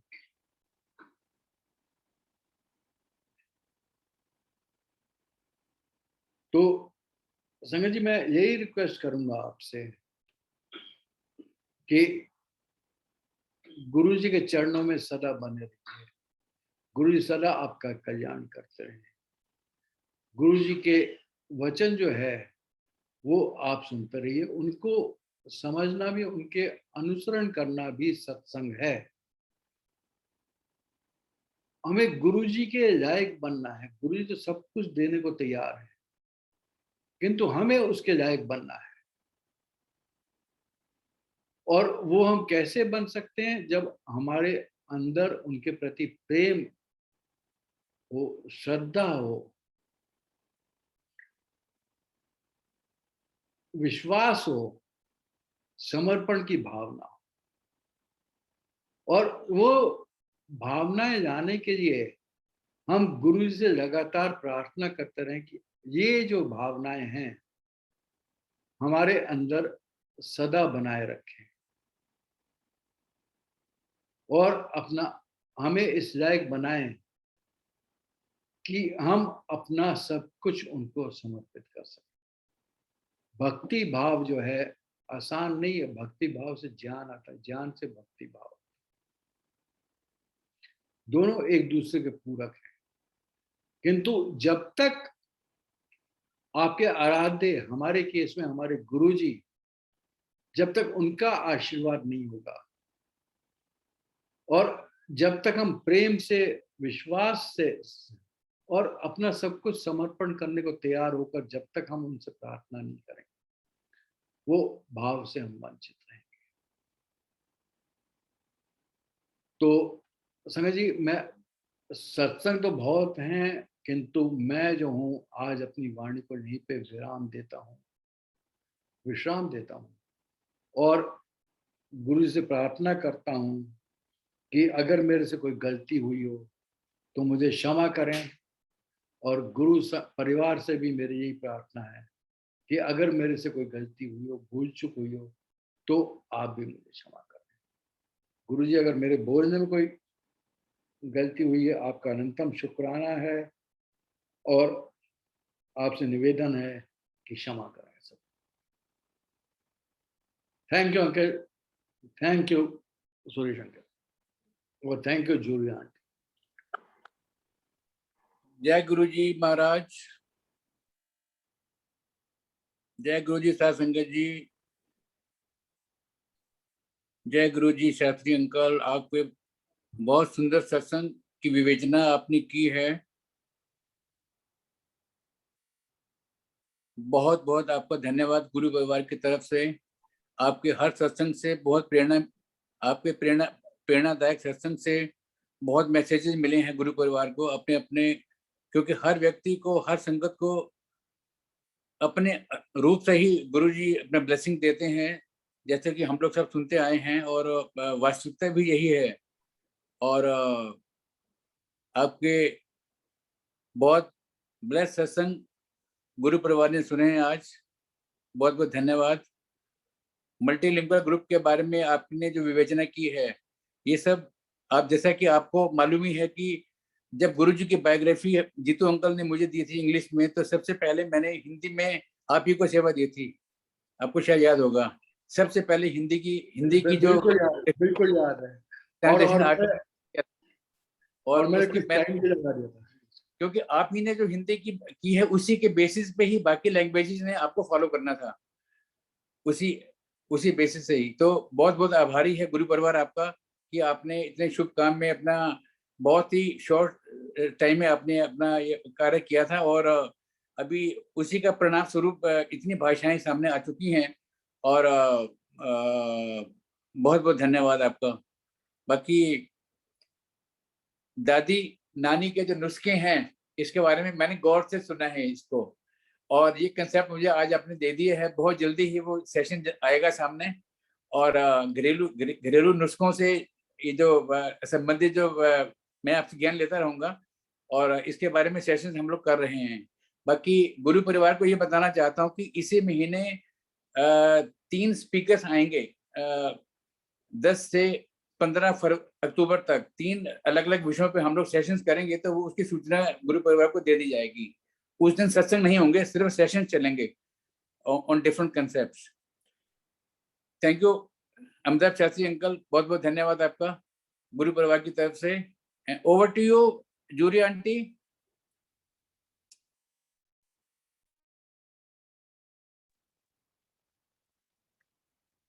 Thank you Suresh uncle ji and thank you Amitabh uncle ji. बहुत बहुत धन्यवाद आपका। आपने इतनी अच्छी तरह से आपने हमें बहुत कुछ सिखाया आज। आपकी इतनी डिवाइन जर्नी हमारे साथ शेयर करने के लिए आपको बहुत बहुत धन्यवाद अंकल जी। और अंकल जी, आपने जैसे तप के बारे में बताया, उसका लिए आपका बहुत बहुत धन्यवाद, क्योंकि मैं खुद भी कभी कभी बहुत सोचती थी कि गुरुजी क्या तप करते हैं और गुरुजी की क्या आवश्यकता थी कि तप करने के लिए। अगर मैं आपको ठीक तरीके से समझ पाई हूँ तो ये गुरुजी की जो तप, गुरुजी ने जो भी तप किया था, उसमें कहीं ना कहीं हम संगत के लिए भी कल्याणी करते थे, है ना अंकल जी?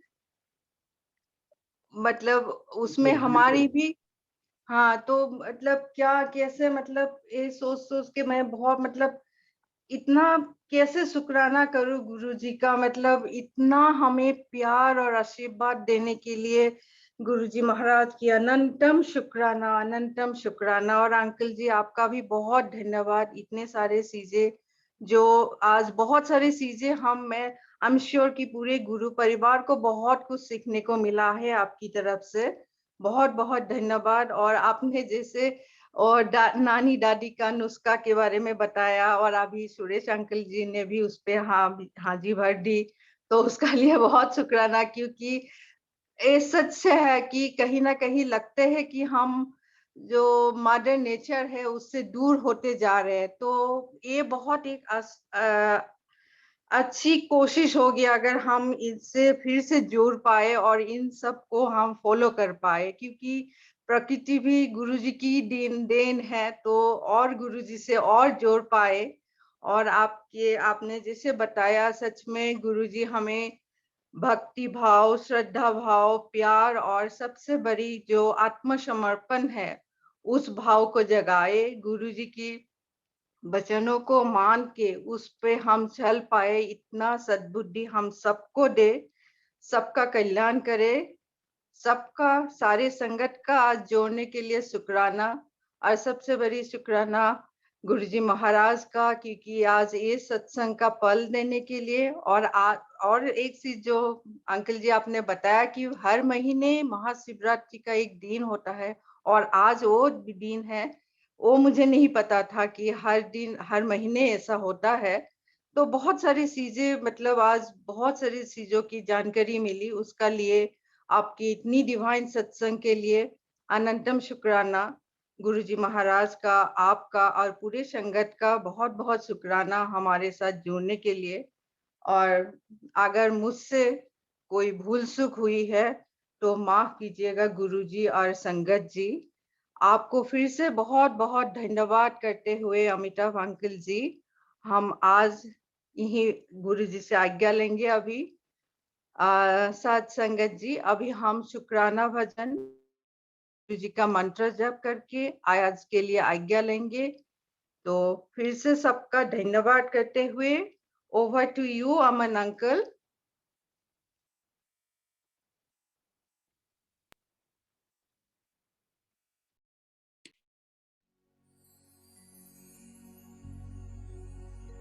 दिन होवे रात होवे तेरा जिक्र करा मैं, तेरे होंदे आवे मेरे गुरु जी कानू फिक्र करा मैं। बिन मंगया तू दिता सानू हक तो भी ज्यादा, सब वचना दा गुरु जी तुसे निभाया हर वादा। तेरी रजा विच राजी हर वेले हुण रहना, सुख होवे दुख होवे मुंहों कुछ नहीं कहना। सुख विच शुकराना दुख विच फरियादा, हर हाल विच दाता बस तेरिया ही यादा। ऐना दिता है दुरबा की वे जिक्र करा मैं, हर दम हर वेल गुरु जी तुहाडा शुक्र करा मैं। किन्ना लफ्जा च गावा महिमा मैं तेरी दाता, हर हाल च निभाया तुसा साडे नाल नाता। बाह फड़ के हमेशा चंगे पासे वल दूरा, असी अधे ते अधूरे तू है पूरण ते पूरा। गल साहिल दी तुसा एक बार भी ना टाली, ਤਾਈਓ ਹਰ ਕੋਈ ਹੋਇਆ ਗੁਰੂ ਜੀ ਤੁਹਾਡੇ ਦਰ ਦਾ ਸਵਾਲੇ। ਪੁਨੀਤ ਤੇਰਾ ਬਛੜਾ ਗੁਰੂ ਜੀ ਕੀਵੇਂ ਸ਼ੁਕਰ ਕਰਾਂ ਮੈਂ, ਜਿਸ ਹਾਲ ਵਿੱਚ ਰੱਖੇ ਤੁਹਾਡਾ ਸ਼ੁਕਰ ਕਰਾਂ ਮੈਂ। ਤੁਹਾਡਾ ਸ਼ੁਕਰ ਕਰਾਂ ਮੈਂ ਗੁਰੂ ਜੀ ਤੁਹਾਡਾ ਸ਼ੁਕਰ ਕਰਾਂ। ਤੁਹਾਡਾ ਸ਼ੁਕਰ ਕਰਾਂ ਮੈਂ ਗੁਰੂ ਜੀ ਤੁਹਾਡਾ ਸ਼ੁਕਰ ਕਰਾਂ। ਤੁਹਾਡਾ ਸ਼ੁਕਰ ਕਰਾਂ ਮੈਂ ਗੁਰੂ ਜੀ ਤੁਹਾਡਾ ਸ਼ੁਕਰ ਕਰਾਂ। ਤੁਹਾਡਾ ਸ਼ੁਕਰ ਕਰਾਂ ਮੈਂ ਗੁਰੂ ਜੀ ਤੁਹਾਡਾ ਸ਼ੁਕਰ ਕਰਾਂ। ਤੁਸਾਂ ਲੱਗਿਆ ਤੋੜ ਨਿਭਾਈਆਂ ਮੈਂ ਸ਼ੁਕਰ ਕਰਾਂ। ਤੁਹਾਡਾ ਸ਼ੁਕਰ ਕਰਾਂ ਮੈਂ ਗੁਰੂ ਜੀ ਤੁਹਾਡਾ ਸ਼ੁਕਰ ਕਰਾਂ। ਤੁਹਾਡਾ ਸ਼ੁਕਰ ਕਰਾਂ ਮੈਂ ਗੁਰੂ ਜੀ ਤੁਹਾਡਾ ਸ਼ੁਕਰ ਕਰਾਂ।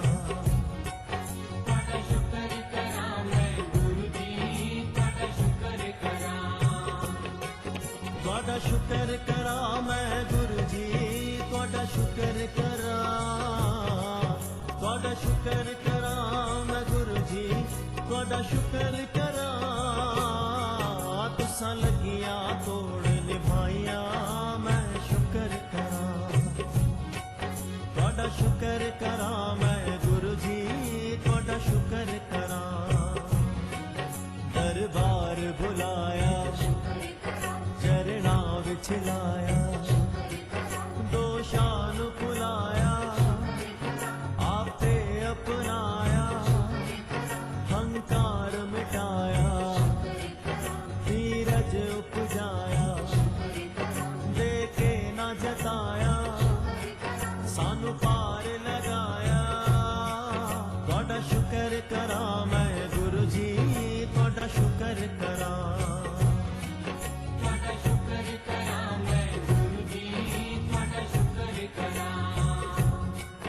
दिन रात बतेरा पल पल मैं तेरा, जद होवे हनेरा जद होवे सवेरा, सुख दुख सब तेरा कुछ भी नहीं मेरा। कण कण विच तेरा दिसदा है बसेरा। ਤੁਹਾਡਾ ਸ਼ੁਕਰ ਕਰਾਂ ਮੈਂ ਗੁਰੂ ਜੀ ਤੁਹਾਡਾ ਸ਼ੁਕਰ ਕਰਾਂ। ਤੁਹਾਡਾ ਸ਼ੁਕਰ ਕਰਾਂ ਮੈਂ ਗੁਰੂ ਜੀ ਤੁਹਾਡਾ ਸ਼ੁਕਰ ਕਰਾਂ। ਕਹਿੰਦੇ ਨੇ ਸਵਾਲੀ ਰੁਤਬਾ ਤੇਰਾ ਆਲੀ, ਦੁਨੀਆ ਦਾ ਵਾਲੀ ਤੇਰੀ ਸ਼ਾਨ ਨਿਰਾਲੀ, ਮੋੜੇ ਨਾ ਖਾਲੀ करदा लजपाली, वंडे खुशहाली डुबदी तू संभाली। ਤੁਹਾਡਾ ਸ਼ੁਕਰ ਕਰਾਂ ਮੈਂ ਗੁਰੂ ਜੀ ਤੁਹਾਡਾ ਸ਼ੁਕਰ ਕਰਾਂ। ਤੁਹਾਡਾ ਸ਼ੁਕਰ ਕਰਾਂ ਮੈਂ ਗੁਰੂ ਜੀ ਤੁਹਾਡਾ ਸ਼ੁਕਰ ਕਰਾਂ। ਦੁਖੀਆਂ ਦਾ ਸਹਾਰਾ ਸੁਖੀਆਂ ਨੂੰ ਵੀ ਪਿਆਰਾ, जद जद दिल हारा तैनू ही पुकारा। संसार सारा दिल जान विहारा, डुगरी दा नजारा स्वर्गां तो भी प्यारा। ਤੁਹਾਡਾ ਸ਼ੁਕਰ ਕਰਾਂ ਮੈਂ ਗੁਰੂ ਜੀ ਤੁਹਾਡਾ ਸ਼ੁਕਰ ਕਰਾਂ।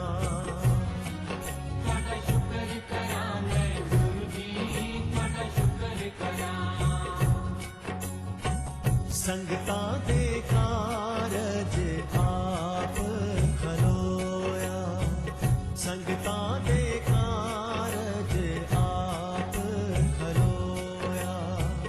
हर कम करावड़ हर कम करावड़ आया राम। संगतां दे कारज आप खलोया, संगतां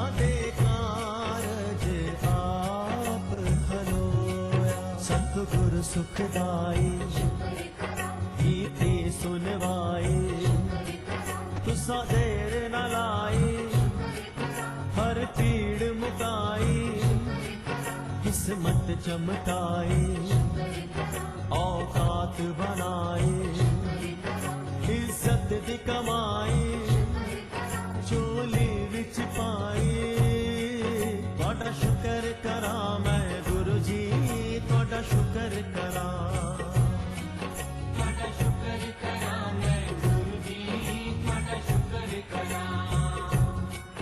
हर आस अधूरी कीती इक पूरी श्रद्धा ते सबूरी देना है जरूरी रखदा नहीं दूरी कटदा मजबूरी हर वक्त हजूरी कीती मंजूरी तुहाडा शुक्र करा मैं गुरु जी तुहाडा शुक्र करा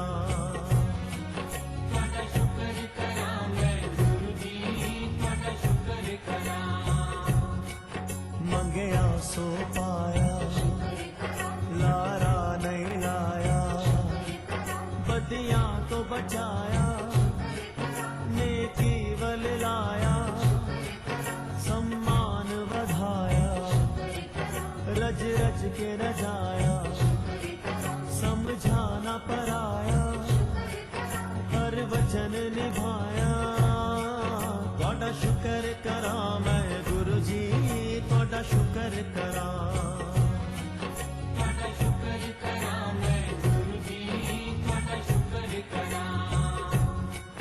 चंगियां नू मिलाया मेहनत दा खवाया विश्वास जगाया तन तन तेरी माया हर कम बनाया चुकना भी सिखाया अश्कां नू मिटाया नीवे फल पाया तुहाडा शुक्र करा मैं गुरु जी तुहाडा शुक्र करा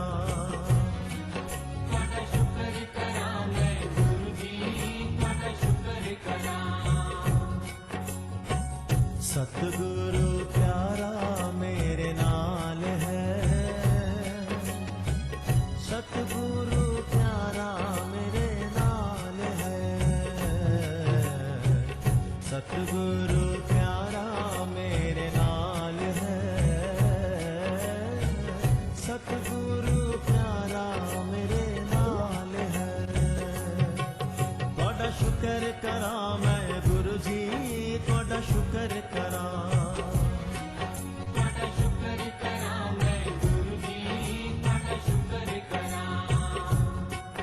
हर रसना ते हर दिल विच वे हर सुख विच भी हर दुख विच भी चारे पासे उनदे चर्चे कण कण विच भी तन मन विच भी मिल के बोलो अमृत बोलो सच दी सूरत रब दी मूरत चिंता तजिए हर दम जपिए हर दे गजदा दुखड़े हरदा बां फड़ लैदा अंग संग रहदा अनमोल रतन सजना दा सजन हर दम रक्षक करुणादायक जग तो न्यारा रब तो प्यारा खुशियां दा स्वर हर स्वर अंदर भक्ति देदा शक्ति देदा मस्ती देदा मुक्ति देदा चुकिया दा भी डिग्गिया दा भी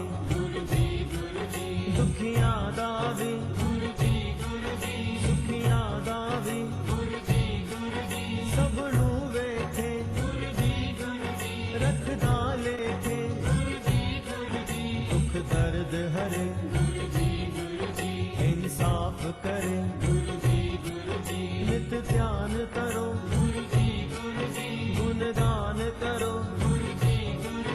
एहसास करो कुछ खास करो ਤੁਹਾਡਾ ਸ਼ੁਕਰ ਕਰਾਂ ਮੈਂ ਗੁਰੂ ਜੀ ਤੁਹਾਡਾ ਸ਼ੁਕਰ ਕਰਾਂ ਤੁਹਾਡਾ ਸ਼ੁਕਰ ਕਰਾਂ ਮੈਂ ਗੁਰੂ ਜੀ ਤੁਹਾਡਾ ਸ਼ੁਕਰ ਕਰਾਂ ਤੁਹਾਡਾ ਸ਼ੁਕਰ ਕਰਾਂ ਮੈਂ ਗੁਰੂ ਜੀ ਤੁਹਾਡਾ ਸ਼ੁਕਰ ਕਰਾਂ ਤੁਹਾਡਾ ਸ਼ੁਕਰ ਕਰਾਂ ਮੈਂ ਗੁਰੂ ਜੀ ਤੁਹਾਡਾ ਸ਼ੁਕਰ ਕਰਾਂ ਤੁਸਾਂ ਲੱਗਿਆ ਤੋੜ ਨਿਭਾਈਆਂ ਮੈਂ ਸ਼ੁਕਰ ਕਰਾਂ ਤੁਹਾਡਾ ਸ਼ੁਕਰ ਕਰਾਂ ਮੈਂ ਗੁਰੂ ਜੀ ਤੁਹਾਡਾ ਸ਼ੁਕਰ ਕਰਾਂ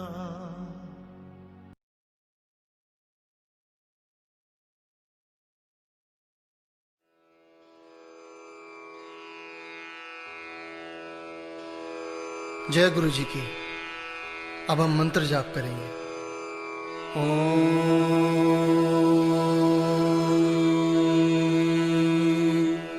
नमः शिवाय। शिव जी सदा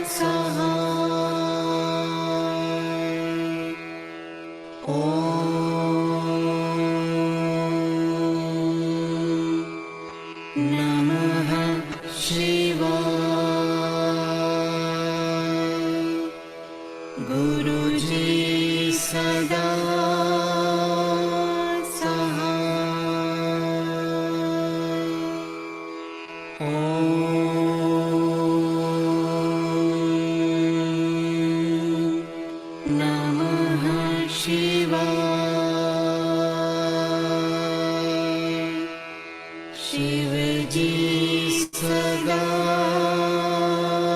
सहाय।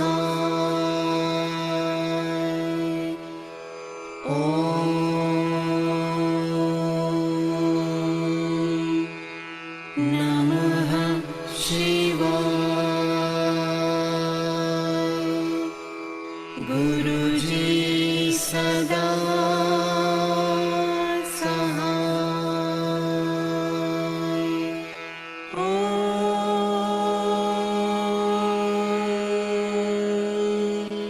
नमः शिवाय।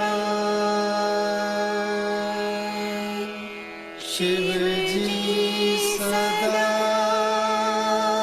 सहाय।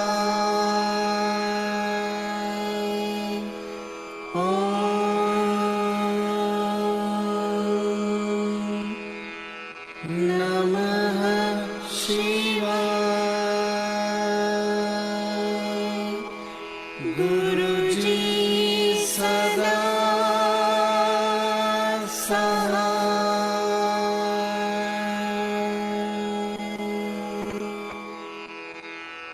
जय गुरु जी की।